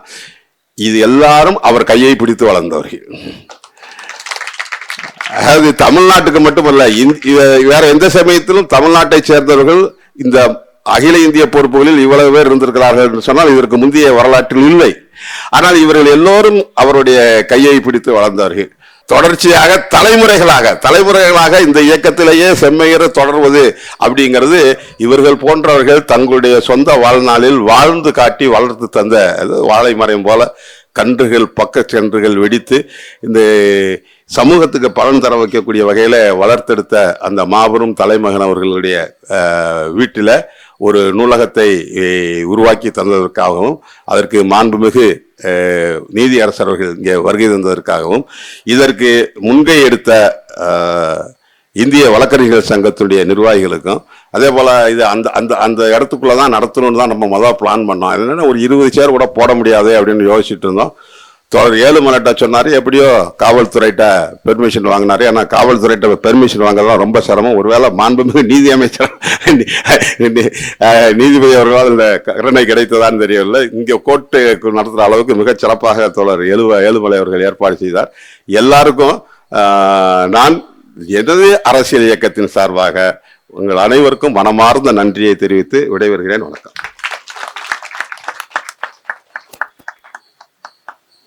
நண்பர்களே, வழக்கறிஞர் நண்பர்களே, வந்திருக்கக்கூடிய அனைத்து சார்ந்த நண்பர்களே, உங்கள் அனைவருக்கும் பேசுவதற்கு நிறைய பேருக்கு விருப்பம் இருக்கிறது, வாழ்த்துவதற்கு நிறைய பேருக்கு வாய்ப்புகள் இருக்கிறது. இருந்த போதிலும் நமது நேரத்தை கருதி நிகழ்விலே மிக சிறப்பாக தன்னுடைய உரையை குறைந்தது 40 நிமிடங்களுக்கு மேல் நான் ஆற்ற வேண்டும் என்று ஒரு உந்துதலோடு இருக்கின்றார் நமது மாண்புமிகு தோழர் ஆனந்த் வெங்கடேஷ் அவர்கள். பாடலும் பாடுவாரா என்று எனக்கு தெரியவில்லை. நான் மதுரையில் தோழர் மூர்த்தி சொன்னாரு, எங்கேயோ இயல்பாவே போய் பாடினார்னு. பாட்டு கச்சேரி ஏற்பாடு பண்ணியே பாடிட்டாங்க. மதுரையில் பாட்டு கச்சேரி ஏற்பாடு பண்ணி கிட்டத்தட்ட 10-20 பாடல்கள் நானே கேட்டேன். நானே கேட்டுக்கிட்டு இருந்தேன். அந்த அளவிற்கு பாடுதலிலும் தன்னுடைய ஈடுபாட்டை கேட்டுக்கிட்டு இருக்காரு. வரை வாசிச்சாரு. இது எல்லாத்தையும் விட வழக்கறிஞர்களுக்கு ரொம்ப சந்தோஷம் என்னன்னா பெயில் விடுறது. அதுலயும் மதுரையில வந்து சிறப்பா செஞ்சுக்கிட்டு இருக்காரு. மதுரையில் அவர் வந்ததுக்கு அப்புறம் தான் எங்களுக்கு எல்லாம் வாரி வழங்கிட்டு இருக்காரு பெயில கூட. அப்படிப்பட்ட அந்த சூழ்நிலையிலையும் ஒரு சிறப்பான மகிழ்வான நிகழ்வாக செய்து கொண்டிருக்கின்றார். அவருடைய சிறப்பான அருமையான போற்றுதலுக்குரிய உரையை நாம் இப்பொழுது கேட்க இருக்கின்றோம்.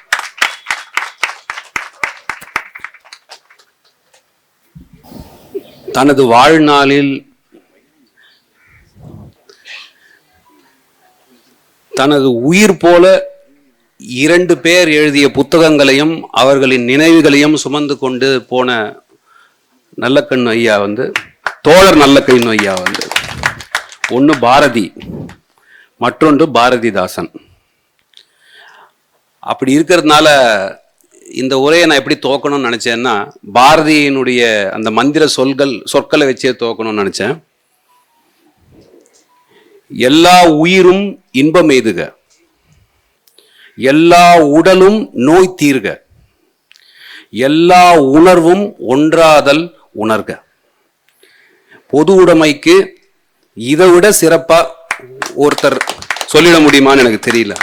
அதனால ஐயாவனுடைய இந்த முன்னிறுத்தி இருக்கிற இந்த விழாவுக்கு ஆரம்பமே இந்த பாரதியினுடைய இந்த மந்திர சொற்களை வச்சு ஆரம்பிக்கணும்னு நினைச்சேன். இது பொது உடைமைக்குமே கூட சரியா போய் உட்காருது. எல்லா உடலும், எல்லா உடலும், எல்லா உயிரும், எல்லா உணர்வும், அதுதான் பொது உடைமை. இந்த நேரத்தில் நான் இந்திய வழக்கறிஞர்கள் சங்கத்துக்கும் என்னுடைய நன்றிகளை தெரிவிச்சுக்கணும். அதாவது ஒன்று சொல்லுவாங்க, ரோஜான்றது ஒரு உன்னதமான பூ தான். அது ஒரு உன்னதமான பூ. ஆனால் நெல் வயல்ல திடீர்னு நடுவில் ஒரு ரோஜா பூத்தானாக்கா அந்த நெல் வயல்ல அது ஒரு கலை. ஆனா பூ உன்னதமான பூ. இந்த நெல் வயல்ல நான் நீதிபதி என்ற உன்னதமான பூ தான். ஆனா என்ன கலைன்னு நகர்த்தாம தங்களுடைய நெல் வயல்ல என்னையும் கூட சேர்த்துக்கிட்டாங்க. அதுக்கு என்னுடைய நன்றியை நான் சொல்லிக்கணும். முதல்ல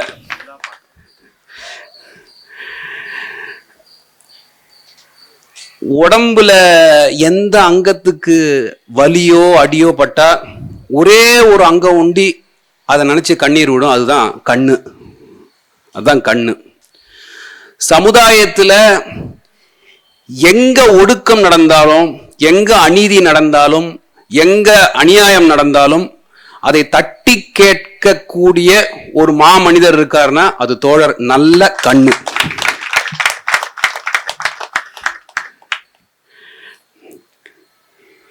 இங்க என்ன கெப்பாசிட்டி இல்லையா வந்திருக்கீங்கன்னு கேட்கலாம். நான் ரொம்ப சாதாரண இந்த சமுதாயத்தை சேர்ந்த ஒரு சாதாரண மனிதனா தோழர் நல்ல கண்ணுவனுடைய அருளும் வாழ்த்தும் பெற வந்துள்ளேன். இங்கு வந்ததால் பெருமை எனக்கு, அவருக்கு இல்லை. இங்கு வந்ததால் பெருமை எனக்குத்தானே ஒழிய அவருக்கு வர வேண்டிய எல்லாம் பெருமை எப்பயோ வந்துடுச்சு. அவர் வாழ்ந்தும் காட்டியாச்சு. அது திருமூலருடைய திருமந்திரத்துல எனக்கு ரொம்ப பிடிச்ச திருமந்திரம் வந்து அன்பே சிவம். ரொம்ப அன்பே சிவம், சிவனே அன்பு. இது ரெண்டும் வேற வேற இல்ல, இது வேற வேறன்னு நினைச்சிருக்கிறவங்க எல்லாம் அறிவிலர் அப்படின்னு அவர் சொல்றாரு இல்லையா? பொது உடைமை கோட்பாடுடைய மூலதனம் என்ன? எல்லோரும், நான் முதல்லயே சொன்ன மாதிரி, எல்லார பத்தியும் சிந்திக்கிறது தான் பொது உடைமை.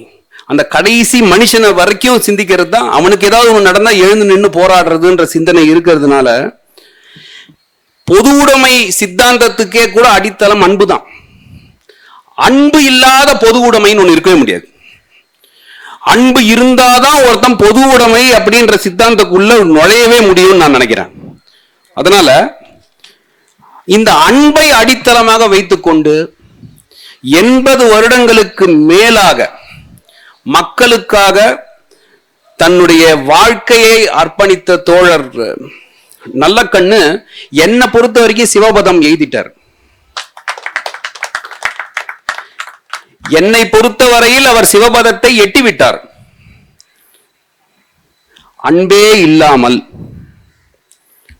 தவறாக சிவனை புரிந்து கொண்டு சண்டை போட்டுக்கொண்டு யாருக்கும் பிரயோஜனம் இல்லாம ஒரு பெரிய கும்பல் அலைஞ்சிக்கிட்டு இருக்கு.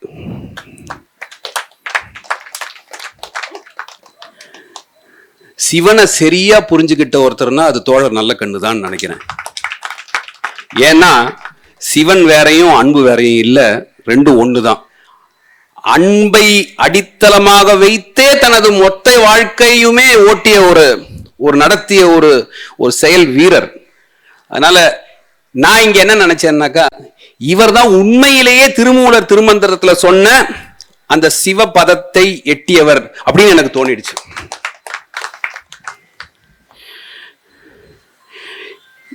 இன்னைக்கு போராட்டம் அப்படின்ற பேர்ல விளம்பரம் நடந்துன்னு இருக்கு.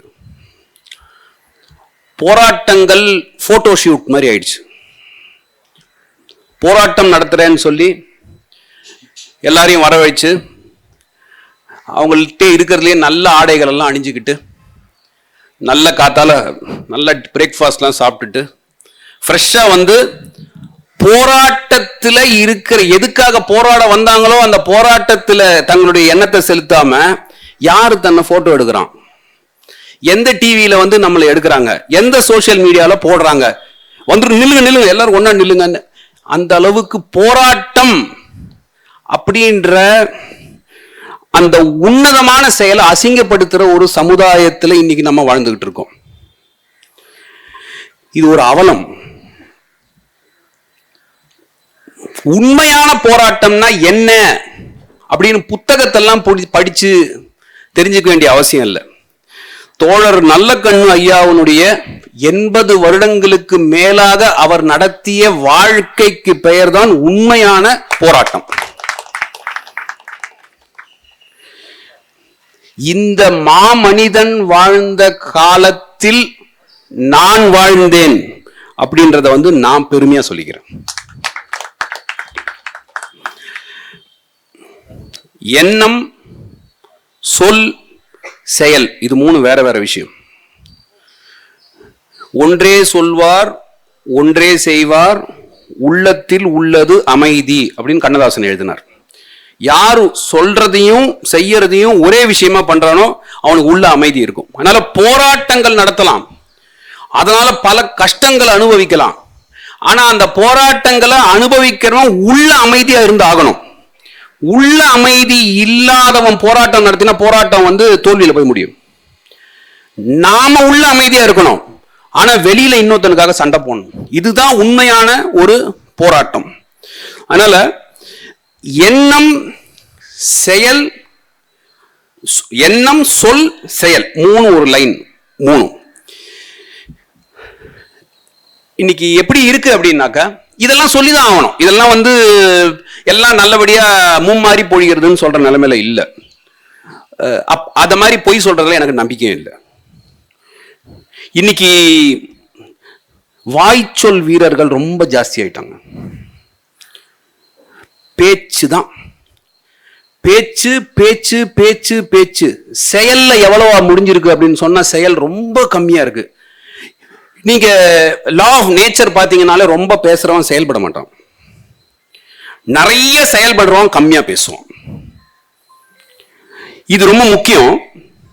ஆனா இன்னைக்கு எப்படி போயிட்டு இருக்குன்னா, அத மாதிரி பேசுறவங்க, வாய்ச்சொல் வீரர்களா இருக்கிறவங்க எல்லாம் ஏதோ செயல்படுறதா நினைச்சுக்கிட்டு மக்கள் நிறைய பேர் அவங்க பின்னாடி கொஞ்ச நாள் போய் ஏமாந்து திரும்பிடுறாங்க. அதுல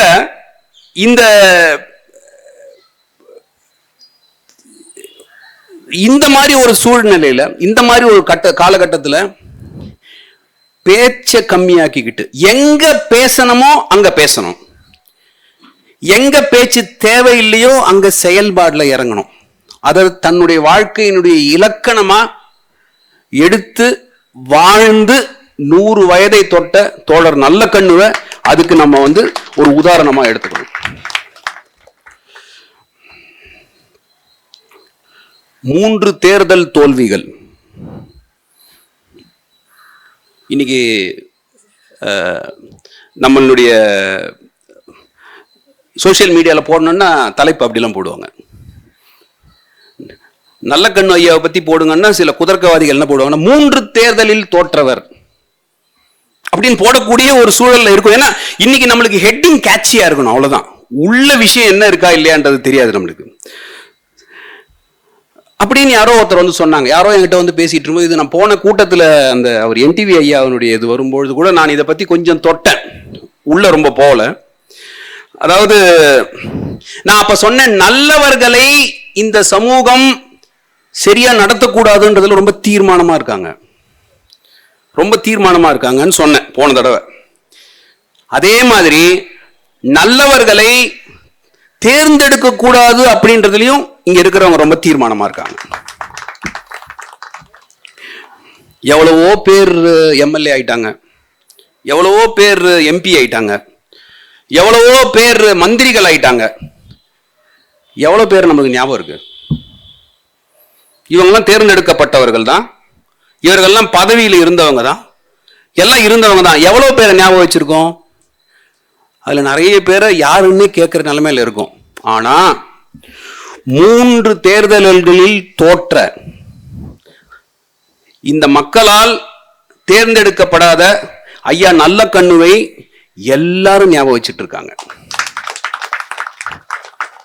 தேர்தலில் ஜெயிக்கிறது வேற, வாழ்க்கையில நம்ம எப்படி செயல்படுறோன்றது கம்ப்ளீட்டா வேற. அவருடைய ஒரு நேர்காணல்ல அவர்கிட்ட இந்த கேள்வியே கேட்கறாங்க, அவர் சொல்றார், அதையும் இதையும் கன்ஃபியூஸ் பண்ணிக்காதீங்கன்றார். அவரு ரொம்ப சிம்பிள், எப்பொழுதுமே அவ்வளவுதான் பேசுவார். அவரு பெரிய கொஸ்டின், அது அந்த கொஸ்டினுக்கு அவர் கொடுத்த ஆன்சர், அரசியல்ல தேர்ந்தெடுக்கப்படாததையும் பொதுத்தளத்துல என்னுடைய செயல்பாடுகளையும் ரெண்டுத்தையும் ஒன்னா ஒப்பிடாதீங்க, இது வேற அது வேறன்னு சொல்லிட்டார். அவ்வளவுதான் அவருடைய சிம்பிள் ஆன்சர். அதனால நான் என்ன சொல்றேன், அந்த தேர்தலில் வெற்றி பெற்றார், தேர்தலில் தோல்வியுற்றார், மந்திரி ஆகல, MP ஆகல, MLA ஆகல அப்படின்றதெல்லாம் வந்து முக்கியம் இல்லை வாழ்க்கையில. நீ எதுக்காக இந்த பூமியில இருக்கியோ அந்த வாழ்க்கையை சிறப்பா மற்றவங்களுக்காக நீங்க வாழ்ந்தா போதும். வேற எந்த ஒரு தகுதியும் MLA MP எல்லாம் தேவை இல்லைன்றத கண்கூட பார்த்துட்டு இருக்கோம். இப்ப நம்ம புதுசா ஒன்னும் தயாரிக்க வேண்டிய அவசியம் கண்கூட இங்க பார்த்துட்டு இருக்கோம். அதை தவிர தேர்தல்ல அவர் தோற்றதுன்றது வந்து அவருக்கு ஒன்றும் அதனால எந்த விதமான இழப்பும் இல்லை. இது தமிழகத்துக்கும் மக்களுக்குமான இழப்பு. நம்ம அவரை நம்மளுடைய பிரதிநிதியா இன்னும் கூட சால சிறந்த சில விஷயங்களை செஞ்சிருக்கக்கூடிய ஒரு வாய்ப்பை நம்ம ஏற்படுத்திக்கலன்றதுனால அது நம்மளின் இழப்பு, தோழர் நல்லக்கண்ணுவின் இழப்பு இல்ல. அது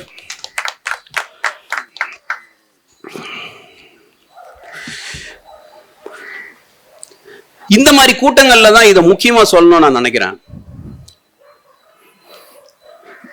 மக்களுக்கு, ஒட்டுமொத்த மக்களுக்கு ஆளுமைகள் மீது கடும் அதிருப்தி இருக்கிறதுன்றதுதான் உண்மை.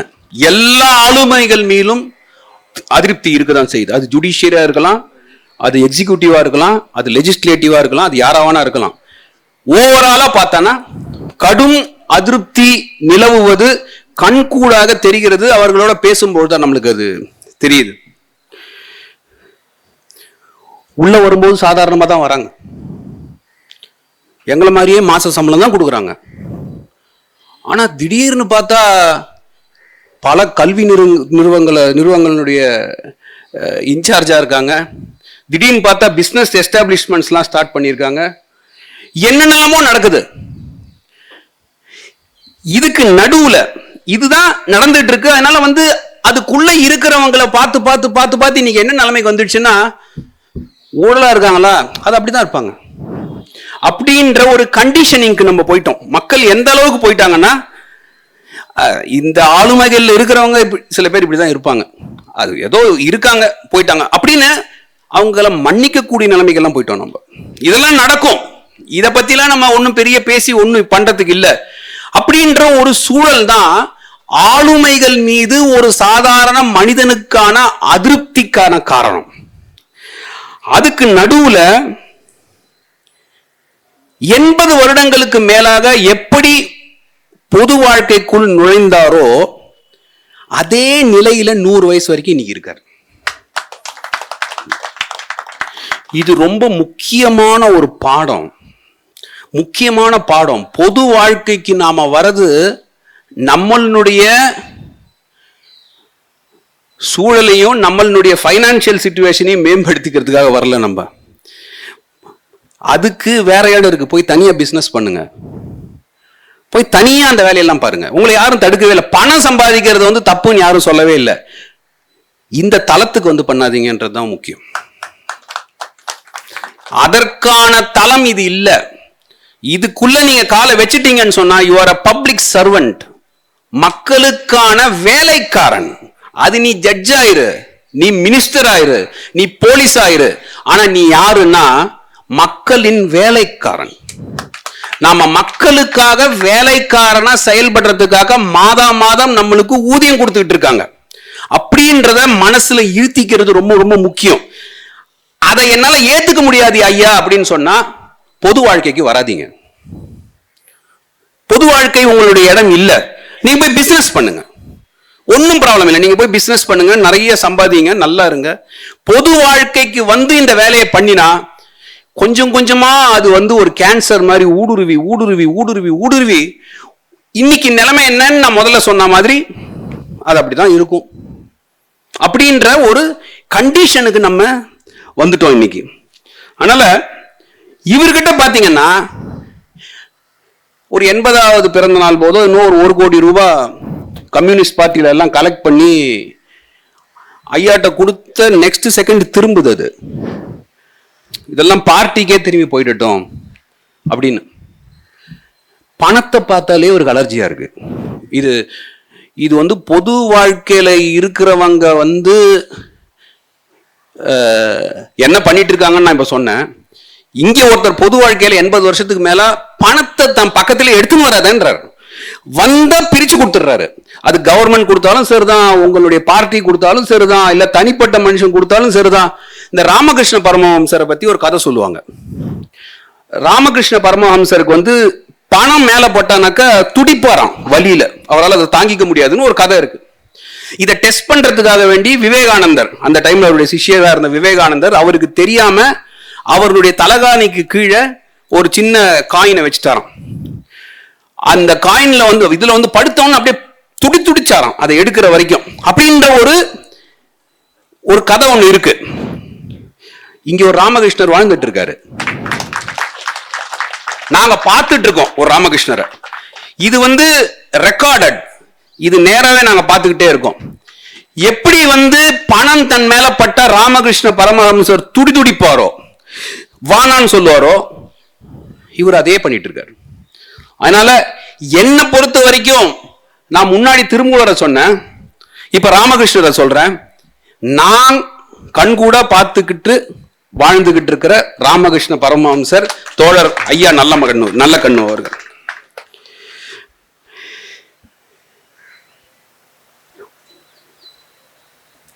இது போல பண்பு இருக்கிறவங்க யாரெல்லாம் இந்த உலகத்துல இருக்காங்களோ அவங்க எல்லாரும் உங்களை கொண்டாடுவாங்க ஐயா. உங்களை யாரும் எந்த விதத்திலையும் மறந்துடவே மாட்டாங்க.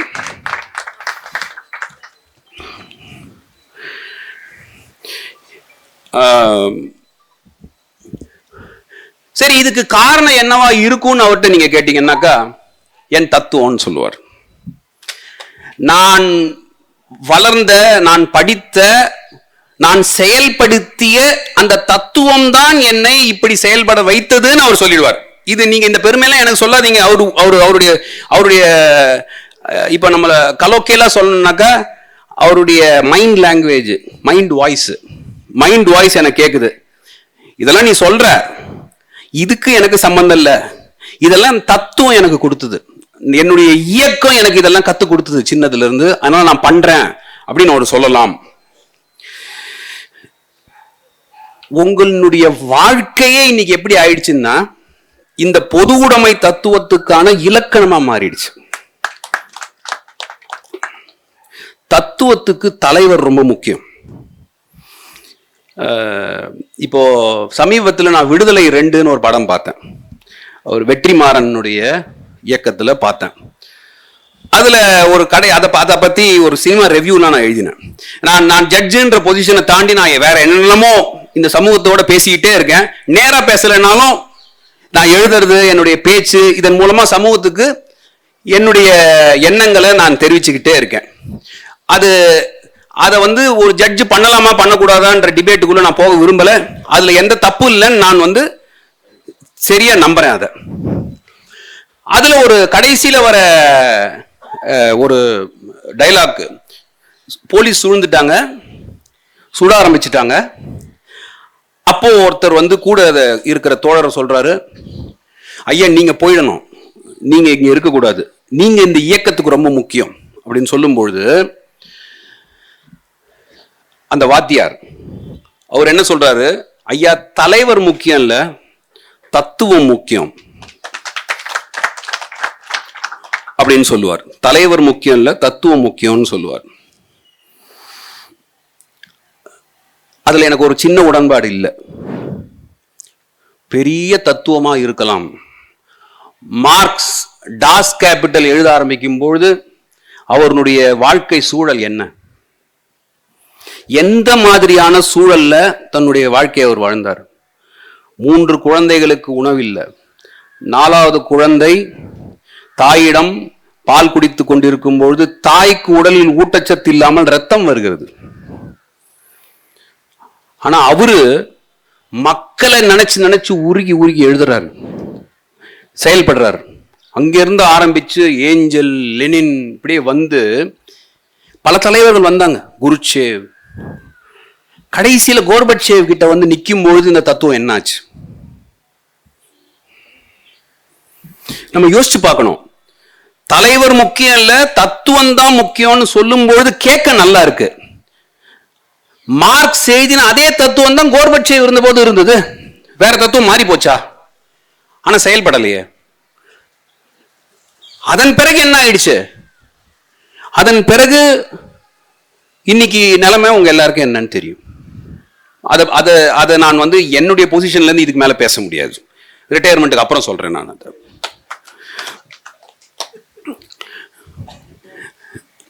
எங்க ஒரு நீதிபதிக்கு எங்க கோடை போடணும்னு தெரியும். அதனால ரொம்ப ஜாகிரதையா நான் அந்த கோடுகளை போட்டுக்கிட்டே வந்துட்டு இருக்கேன், எங்கேயும் தாண்டாம.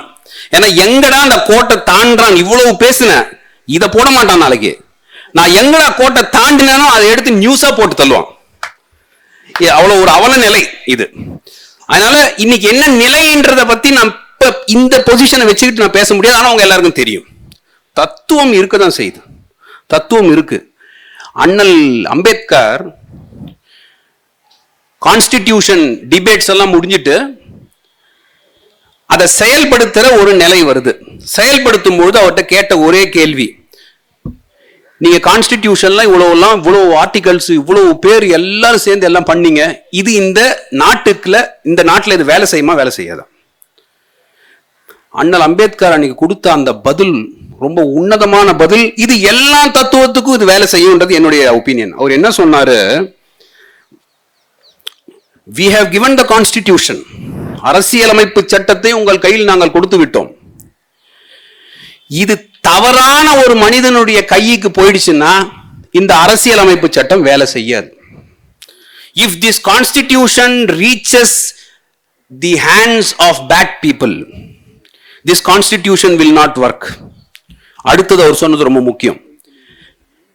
அவ்வளவு நல்ல அரசியலமைப்பு சட்டத்தை உங்களுக்கு கொடுக்கலன்னா கூட, அல்லது ரொம்ப மோசமான ஒரு அரசியலமைப்பு சட்டத்தை உங்க கையில கொடுத்து அது நல்ல மனிதர்களின் கைகளுக்கு போயிடுச்சுனாக்கா கான்ஸ்டிடியூஷன் வில் ஒர்க் அப்படின்னார்.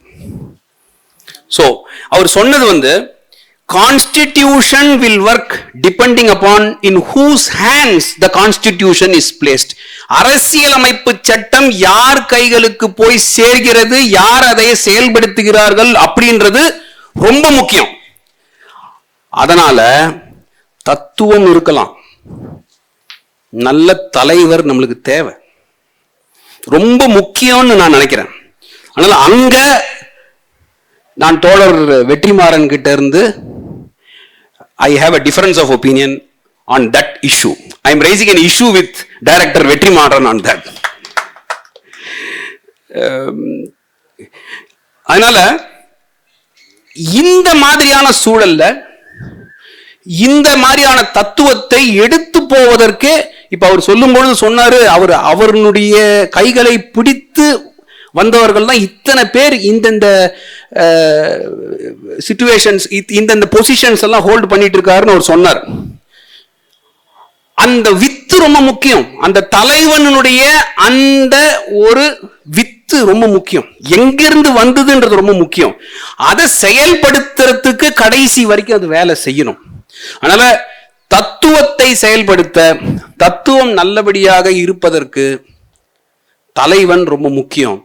அந்த தலைவனா 100 வருடங்கள் கடந்து தோழர் நல்ல கண்ணு இன்னி வரைக்கும் நம்ம வாழ்ந்துட்டு இருக்கோம், இன்னி வரைக்கும் வாழறதை நம்ம பார்த்துட்டு இருக்கோம்ன்றது நாமெல்லாம் செஞ்ச பெரும் பேரு அப்படின்னு நான் நினைக்கிறேன்.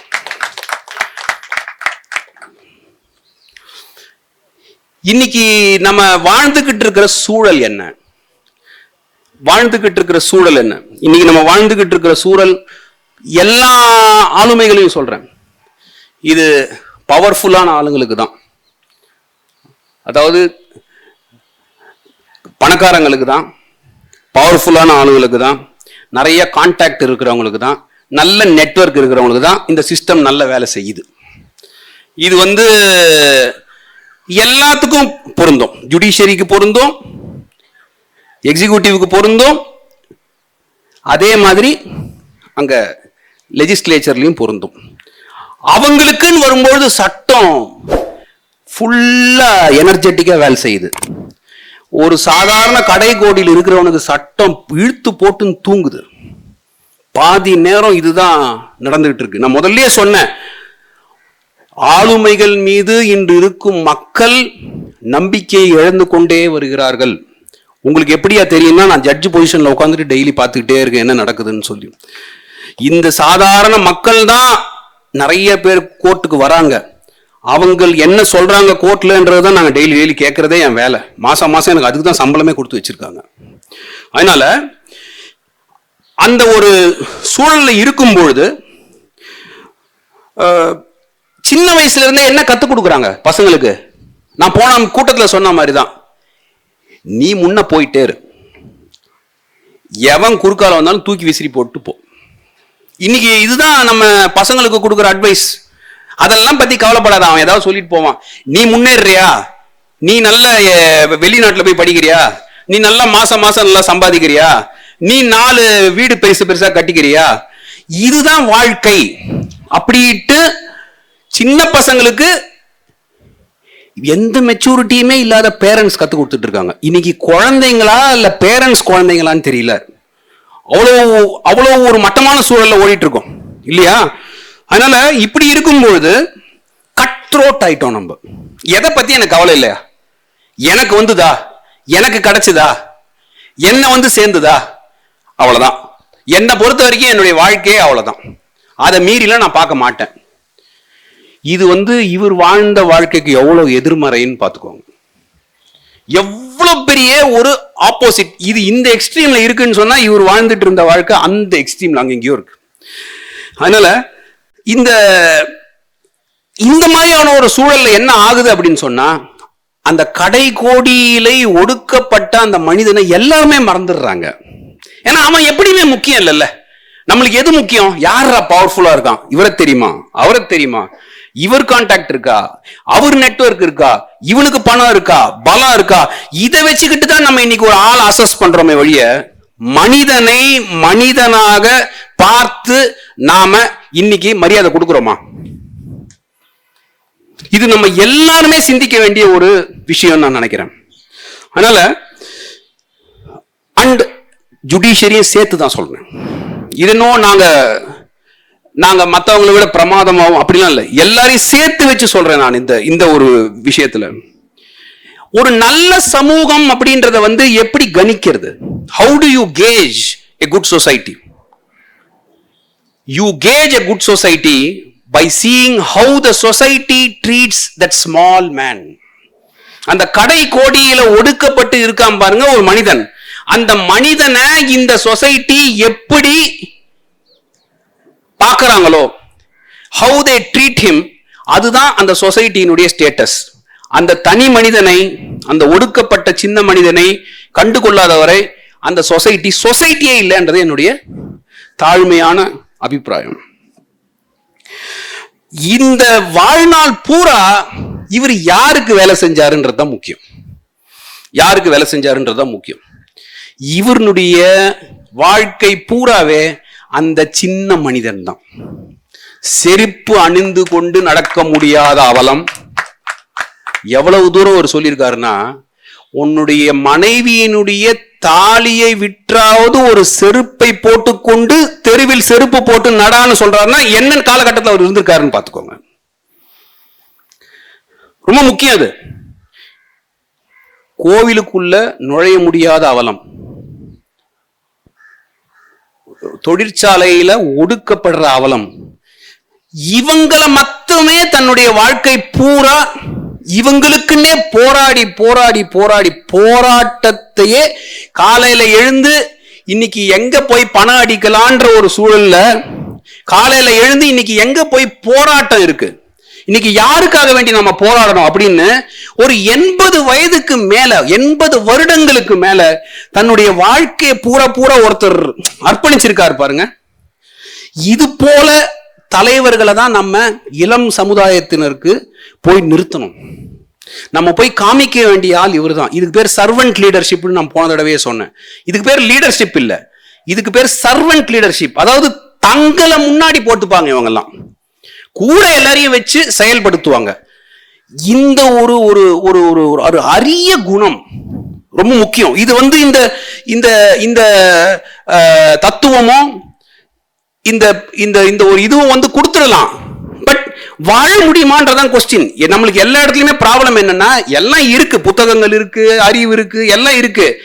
அதை நம்மளால செயல்படுத்த முடியுதான்றதுதான் நம்மளுடைய கேள்வியாவே இருக்கு.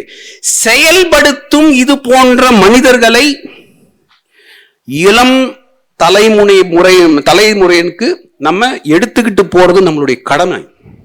நம்ம இவங்களை பத்தி பேசித்தான் ஆகணும். இப்ப கூட இந்த சமீபத்துல கூட்டத்துல இவரை பத்தி பாட புத்தகத்துல எழுதணும்ன்றாங்க. யாரை பத்தி இல்லாமோ பாட புத்தகத்துல எழுதி வச்சிருக்கான். இது முக்கியம். ஒரு பையன், ஒரு 4 பசங்க இதை பத்தி படிச்சு இவரை பத்தி இன்னும் தெரிஞ்சுக்கிட்டு இன்னொரு 4 நல்ல கண்ணு பின்னாடி வருவாங்கல்ல. இந்த சமுதாயத்துக்கு நம்மளுக்கு ரொம்ப முக்கியம் என்னன்னா, பல நல்ல கண்ணுக்கள் வரணும் அந்த சமுதாயத்துக்குள்ள. ஒரே ஒரு நல்ல கண்ணோட போயிடக்கூடாது அப்படின்றது ரொம்ப முக்கியம்னு நான் நினைக்கிறேன். இங்க நான் வந்த பர்பஸ் என்ன, லைப்ரரி திறக்கிறதுக்காக வந்தேன்.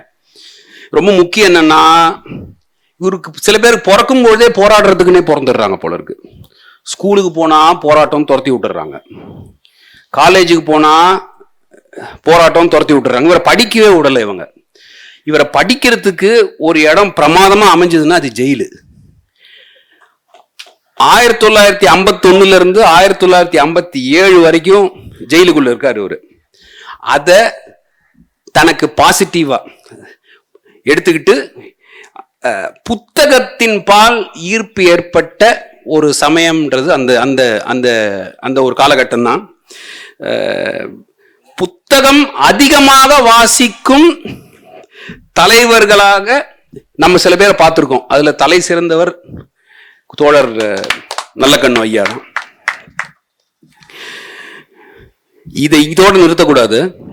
ஏன்னா தோழர் ரஞ்சிதம் அம்மாள் அவருடைய மனைவி புத்தக புழு, புத்தகங்கள் அவருடைய நிறைய புத்தகங்களுக்கு அவங்க தான் முன்னுரை எழுதியிருக்காங்க. அதனால என்ன முக்கியம்னா, அவங்களையும் இந்த நேரத்தில் நம்ம நினைவு கொள்ளணும்ன்றது ரொம்ப முக்கியம் நான் நினைச்சேன். அதனால இந்த ஒரு விழாவிற்கு என்னை கூப்பிட்டதுக்கு நான் நிஜமாவே இங்க எனக்கு ரொம்ப பெருமிதமா இருக்கு. இவருக்கு நேரம் நின்று பேசி, நான் ஏதோ யோசிச்சுட்டு வந்தேன், இவருக்கு நேரம் நின்று பேசணும்னா இந்த போராளி குணம் எனக்கும் வந்துடுச்சோன்னு எனக்கு ஒரு சின்ன, என்னை மீறி நான் பல விஷயங்கள் பேசிக்கிட்டே இருக்கேன். சில பேர் சும்மா உக்காந்தா போரும் போல இருக்கு. எங்கிட்ட ஒரு ஒண்ணுமே பேசவே இல்லை, வந்ததுல இருந்து வெறும் வணக்கம் தான் சொல்லிட்டு இருக்காரு. உங்கள்கிட்ட இன்னொன்னு சொல்லணும்னு நினைச்சேன்னா, ரொம்ப முக்கியம். அது மரபின் மைந்தன் முத்தையான்றவர் ஒரு நல்ல எழுத்தாளர், பேச்சாளர். அவருடைய ஒரு சமீபத்தில் ஒரு புத்தகம் ஒன்று வந்தது. அந்த புத்தகத்துக்கு பேர் பழகி பார்த்ததில் இவர்கள். பழகி பார்த்ததில் இவர்கள். அதுல ஒரு 33 ஆளுமைகளை பத்தி அவர் எழுதுறார். 33 அவங்களுடைய நேரடி அனுபவங்கள். சத்தியசீலன் ஐயா இது போல நிறைய அந்த ஆளுமைகளை பத்தி எல்லாம் எழுதுறாரு. அதை படிக்கும்போது எனக்கு என்ன தோணிடுச்சுன்னா, இது மாதிரி ஆளுமைகள் குறைஞ்சுக்கிட்டே வருது. கொஞ்சம் யோசிச்சு பாருங்க. இது போன்ற ஆளுமைகள் குறைந்து கொண்டே வருகின்றனன்னு எனக்கு யோசிக்கும் பொழுது எனக்கு என்ன தோணும், ஜுடிஷியரியில யோசிச்சு பார்த்தேன். ஆமா, நம்ம இவரு பேரு அவரு பேரு இந்த ஜட்ஜு அந்த அட்வொகேட்லாம் சொன்னோமே, இன்னைக்கு யாரை சொல்றோம் அப்படின்னு யோசிச்ச போது கொஞ்சம் வெக்கமா இருந்தது எனக்கு.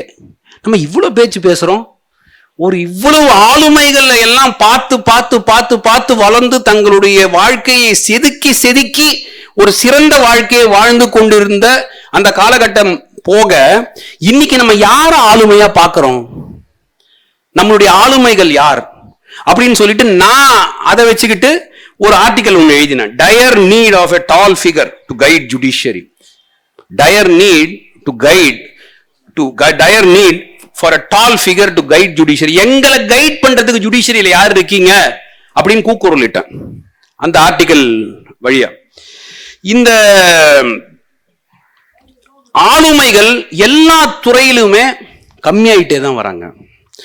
இவரை பார்த்து நான் இந்த துறைக்கு வந்தேன், இவரை பார்த்து இந்த நல்ல ஒழுக்கத்தை கத்துக்கிட்டேன், இவரை பார்த்து என்னுடைய வாழ்க்கை முறையை மாத்திக்கிட்டேன். இத மாதிரி சொல்வதற்கான ஆளுமைகள் எல்லா இடத்துலையும் குறைஞ்சிக்கிட்டே வருது. ஜுடிஷியரியில குறைஞ்சிக்கிட்டு வருது, எல்லா இடத்துலையும் குறைஞ்சிக்கிட்டே தான் வருது. அதனால இந்த இன்னைக்கு என்ன ஆளுமைகள் யாரு அப்படின்னு சொன்னா, நான் ஆளுமை அப்படின்னு தனக்கு தானே செல்ஃப் ப்ரோக்ளமேஷன் சில பேர் பண்றாங்க. நான் தான் ஆளுமை அப்படின்னு சொல்லி, நம்மளுக்கு தான் சோசியல் மீடியா இருக்கு, நம்ம மக்கள் தான் சோசியல் மீடியாவை நம்புவாங்களே. சோ அதை பார்த்துக்கிட்டு இவங்கெல்லாம் ஆளுமைகள் நினைச்சுக்கிட்டு பரிதாபமா ஏமாந்து போறாங்க. ஆளுமைகள் அவரவர்கள் தங்களை தாங்களே ஆளுமைகள்னு சொல்றது இல்ல, சமுதாயம் அவர்களை ஆளுமைகள்னு சொல்லணும். அது ரொம்ப முக்கியம். கடைசியா சொல்ல விரும்புறது என்னன்னா, நான் இப்போ சமீபமா 2 புத்தகங்கள் படிச்சிட்டு இருக்கேன். ஒரு புத்தகத்துக்கு பேரு வை வி டை. அது ஏன் இந்த மாதிரி புத்தகமாவே எனக்கு தேடி வருதுன்னு எனக்கு தெரியல, ஆனா தேடி வந்தது. வை வி டைன்னு ஒரு புத்தகம். இந்த புத்தகம் மாலிகுலர் பயாலஜியில நோபல் பரிசு வென்ற வெங்கி ராமகிருஷ்ணன் ஒருத்தர் எழுதின புத்தகம் அது, வை வி டை. அந்த புத்தகத்துல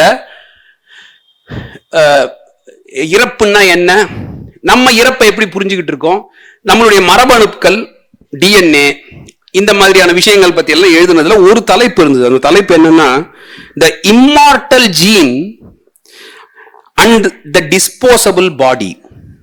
அப்படின்னா என்ன அர்த்தம்னா, நீங்க இறந்து போறீங்க, ஆனா உங்களுடைய மரபணுக்கள் உங்களது சந்ததியினர் மூலமா வாழ்ந்துகிட்டே இருக்கு, அதனால நீங்க ஆக்சுவலா வாழ்ந்துகிட்டே இருக்கீங்க அப்படின்னு ஒரு சாப்டர் ஒன்று எழுதுறாரு. ரொம்ப ரொம்ப சிந்திக்க வச்சது என்னது, நம்மளுடைய உடம்பு போயிடுச்சு, ஆனா உங்களுடைய மரபணுக்கள், உங்களுடைய ஜீன், உங்களுடைய டிஎன்ஏ சந்ததியினருக்கு போய் அவங்க நீங்க ஆக்சுவலா வாழ்ந்துகிட்டு இருக்கீங்க அவங்க மூலமான்னு ஒரு சாப்டர். அந்த சாப்டருக்கு பேரு. அதை படிக்கும்போது எனக்கு அது இன்னும் கடைசி அந்த ஒரு வாரத்துக்கு முன்னாடி தான் அந்த புத்தகம் வாங்கி படிக்க ஆரம்பிக்கும் பொழுது இதுவும் கரெக்டா சேர்ந்தது. அந்த டைம்ல இந்த இன்விடேஷன் சேர்ந்த போது நான் என்ன நினைச்சேன், ஐயா நல்ல கண்ணுடைய மரபணு ஜீன் எல்லாம் எடுத்து எங்கேயாவது ஒரு இடத்துல சேகரிச்சு வச்சு அத வருங்கால சந்ததியினர் சில பேருக்கு செலுத்தி விட்டு அறிவியல் வளர்ச்சியினால பல நல்ல கண்ணுக்களை நம்மளால உருவாக்க முடியுமா அப்படின்னு ஒரு சிந்தனை எனக்கு வந்தது. சட்டுன்னு ஒரு யோசனை ஒன்று வந்தது. கூட இன்னொரு புக்கும் படிச்சுட்டு இருக்கேன். ஏன்னா டைம் கிடைக்காதனால ஒரு 4-5 புக்கு கொடுத்துருவாங்க. நம்ம சுவாமிதுரை மாதிரி ஆட்கள் ரொம்ப ப்ராப்ளம். பட்டுன்னு புக்கு கொடுத்துட்டே இருப்பாங்க. நம்மளுக்கு அந்த புக்கை வச்சுக்கிட்டே இருந்தானாக்கா அசிங்கமா இருக்கும், என்னடா படிக்கவே இல்லையே அப்படின்னு சொல்லி. அதனால இன்னொரு புத்தகத்தை கூடயே வச்சு படிச்சா, அந்த புத்தகத்துக்கு பேர் லியூசிட் டையிங். நான் தான் சொல்றேன், ஏன் இது வருதுன்னு எனக்கு தெரியல. முதல் புத்தகத்துக்கு பேரு வை வி டை, இந்த புத்தகத்துக்கு பேரு லியூசிட் டையிங்.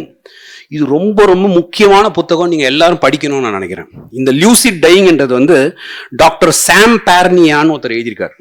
சாம் பார்னியான்னு சொல்லி.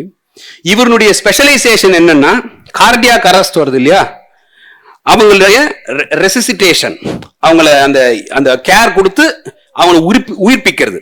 இந்த அந்த புத்தகத்தை பத்தி எழுதும்பொழுது இந்த நியர் டெத் எக்ஸ்பீரியன்ஸ் சில விஷயங்கள்லாம் நம்ம படிச்சிருப்போம். அந்த டெத் வரும்போது என்னெல்லாம் தெரியுது, என்ன போகுதுன்னு, அது எல்லாத்தையும் உடைச்சு இவர் யாரை பார்க்கிறாருன்னா, நிஜமாவே medically declared as dead persons திரும்பி உயிருக்கு வராங்க. அந்த இடத்துக்கும் திரும்பி உயிருக்கு வரத்துக்கும் நடுவில் என்ன நடக்குதுன்னு ஒரு பெரிய ரிசர்ச் ஒன்று பண்ணிட்டு இருக்காரு இவரு. சரியா? அதுல ஏன் அதை போய் இங்க போய் சொல்றேன்னு கேட்பீங்க. அதுல ஒரு இடத்துல அவர் என்ன சொல்றாருனாக்கா, இப்போ ஒரு டெக்னாலஜி கண்டுபிடிச்சிருக்காங்க. அந்த டெக்னாலஜி பேர் organ X, ORGAN, organ X.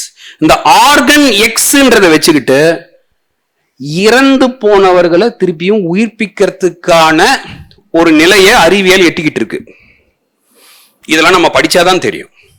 இப்ப நான் சொல்றதெல்லாம் ஏதோ புதுசா தெரியும், ஆனா இதெல்லாம் அறிவியல்ல ஒரு ஸ்டேஜ் வரைக்கும் இன்னைக்கு பன்னியினுடைய பிரெயினை வச்சு அந்த பிரெயினை திரும்பி ஆக்டிவேட் பண்ணி, உடம்பு அதனுடைய உறுப்புகள் எல்லாம் போன பன்னியினுடைய பிரெயினை ஆக்டிவேட் பண்ணிட்டாங்க.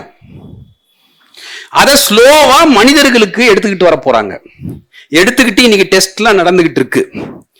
அதனால நான் என்ன நினைச்சேன்னா, இது போன்ற சிந்தனையாளர்கள், இது போன்ற தங்களுடைய வாழ்க்கையை கொடுத்த இவரது வாழ்நாளுக்கு பிறகு இவருடைய பிரெயினை எடுத்து அதை ஆக்டிவேட் பண்ணி அதை இன்னொருத்தருக்கு பொறித்து பார்த்து இன்னொரு நல்ல கண்ணு எடுத்துட்டு வர முடியுமா அப்படின்னு எனக்கு தோணிடுச்சு. இது எனக்கு ரொம்ப ரொம்ப எனக்கே வியப்பா போச்சு. ஏன் இந்த 2 புத்தகம் என் கையில இந்த ஒரு வாரத்துல மாட்டிக்கிச்சு, இந்த டைம்ல ஏன் நம்மள சாமிதுரை இதுக்கு கூப்பிட்டாரு, அப்படி இதை படிக்கும்போது எனக்கு இப்படி ஒரு ஸ்ட்ரைக் ஆச்சு. இது எல்லாம் எதை காட்டுது அப்படின்னு சொன்னா, நல்ல கண்ணு போன்ற தலைவர்கள் இந்த சமூகத்துக்கு எவ்வளவு முக்கியம் அப்படின்றது நம்மளுடைய ஆழ் மனசுல எங்கேயோ பதிஞ்சிருக்கு.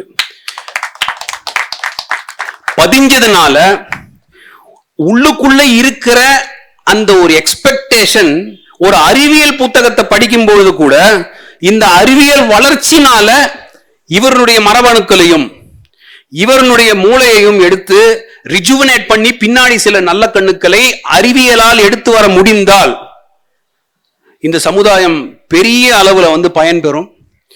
அதனால இந்த வாய்ப்புக்கு எனக்கு என்ன சொல்றதுன்னே தெரியல.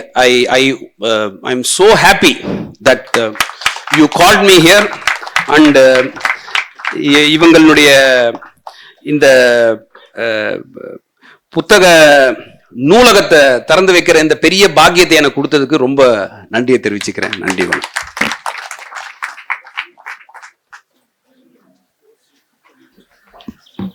எப்படி சொல்றதுன்னு தெரியல. மிக சிறப்பானதொரு அருமையானதொரு நாங்கள் பார்த்த மக்கள் தலைவர் நல்லக்கண்ணு அவர்களுடைய வேறொரு பரிமாணத்திலும் அவரை பார்த்து அதை எங்களுக்கே கொடுத்தார்.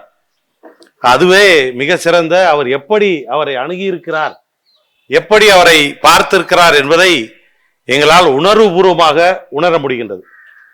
பக்கத்தில் உட்கார்ந்துருக்கும்போது கேட்டுக்கிட்டே இருந்தாங்க, நான் என்ன சொல்லணும் அப்படின்னு ஆரன் கேட்டாங்க. வயசுலையும் கேட்குறாங்க, நான் என்ன சொல்லணும், நான் அவங்களுக்கு எப்படி சொல்லணும் அப்படின்னு கேட்டுக்கிட்டே இருக்காங்க. அவர் பேசுறத நாங்கள் அவர்கிட்ட சொல்லும் போது நான் என்ன சொல்லணும், நான் எப்படி சொல்லணும் அப்படின்னு கேட்கிறாங்க. உங்களை அவர் என்னை போல் நீங்களும் இந்த சமூகத்திற்கு வாரி வழங்க வேண்டும் என்று வாழ்த்துகிறார்.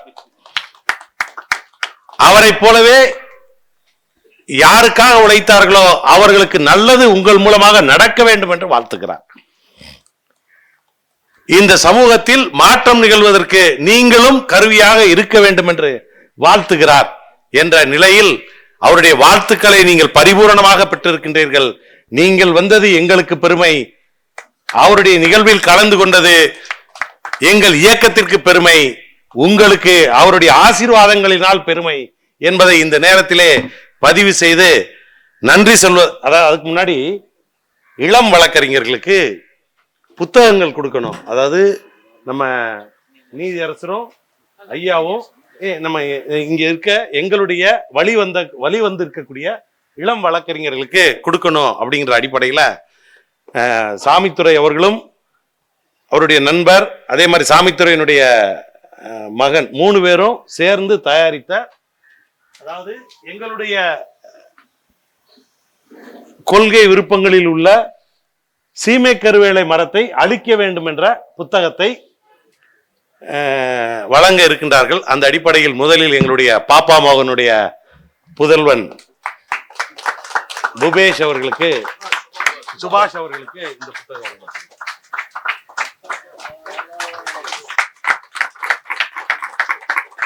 அவரும் தெரிகிறாரான்னு பார்த்துக்கோங்க. என் வழி வந்த என்னுடைய புதல்வன் கௌஷிக் அவர்களுக்கு அந்த புத்தகம் வழங்கப்படுகிறது.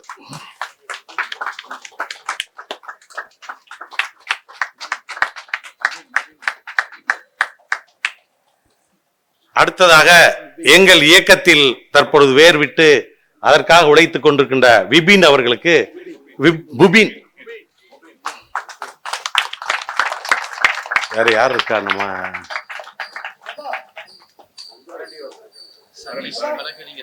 வழக்கறிஞர் சதீஷ்,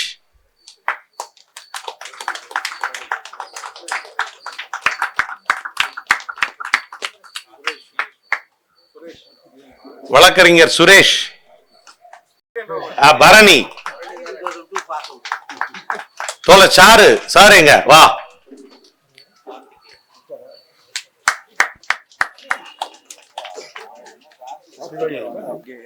சர்வா,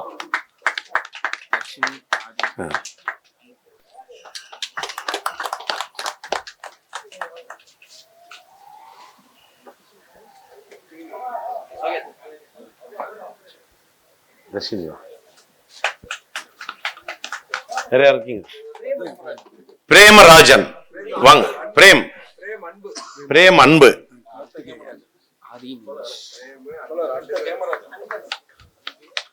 ஏமராஜன் வாங்க, அவரு பாராட்டு விதையை கொடுத்தாரு வாங்க. ஏமராஜன் இருக்கு. வழக்கறிஞர் சித்ரா வாங்க, பெண் வழக்கறிஞர் சித்ரா வாங்க. கார்த்திக் வாங்க, சித்ரா வாங்க, சித்ரா வாங்க, கார்த்திக் வாங்க. ஆதி என்னுடைய வளர்ப்பு, ஆதி வா, ஆதி வா.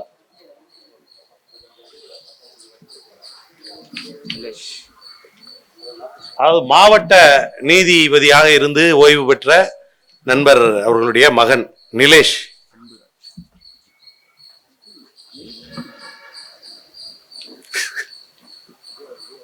அவர் ஒரு 10 பேரை கூட்டு. அன்புராஜ் எங்க? சிவா வாங்க, மாவட்ட செயலாளர். தோழர் ஏழுமலை வேண்டாமா? வாங்க. எங்களுடைய அனைத்து இந்திய இளைஞர் பெருமன்றத்தினுடைய அகில இந்திய செயலாளர் தோழர் திருமலை, வழக்கறிஞரும் கூட.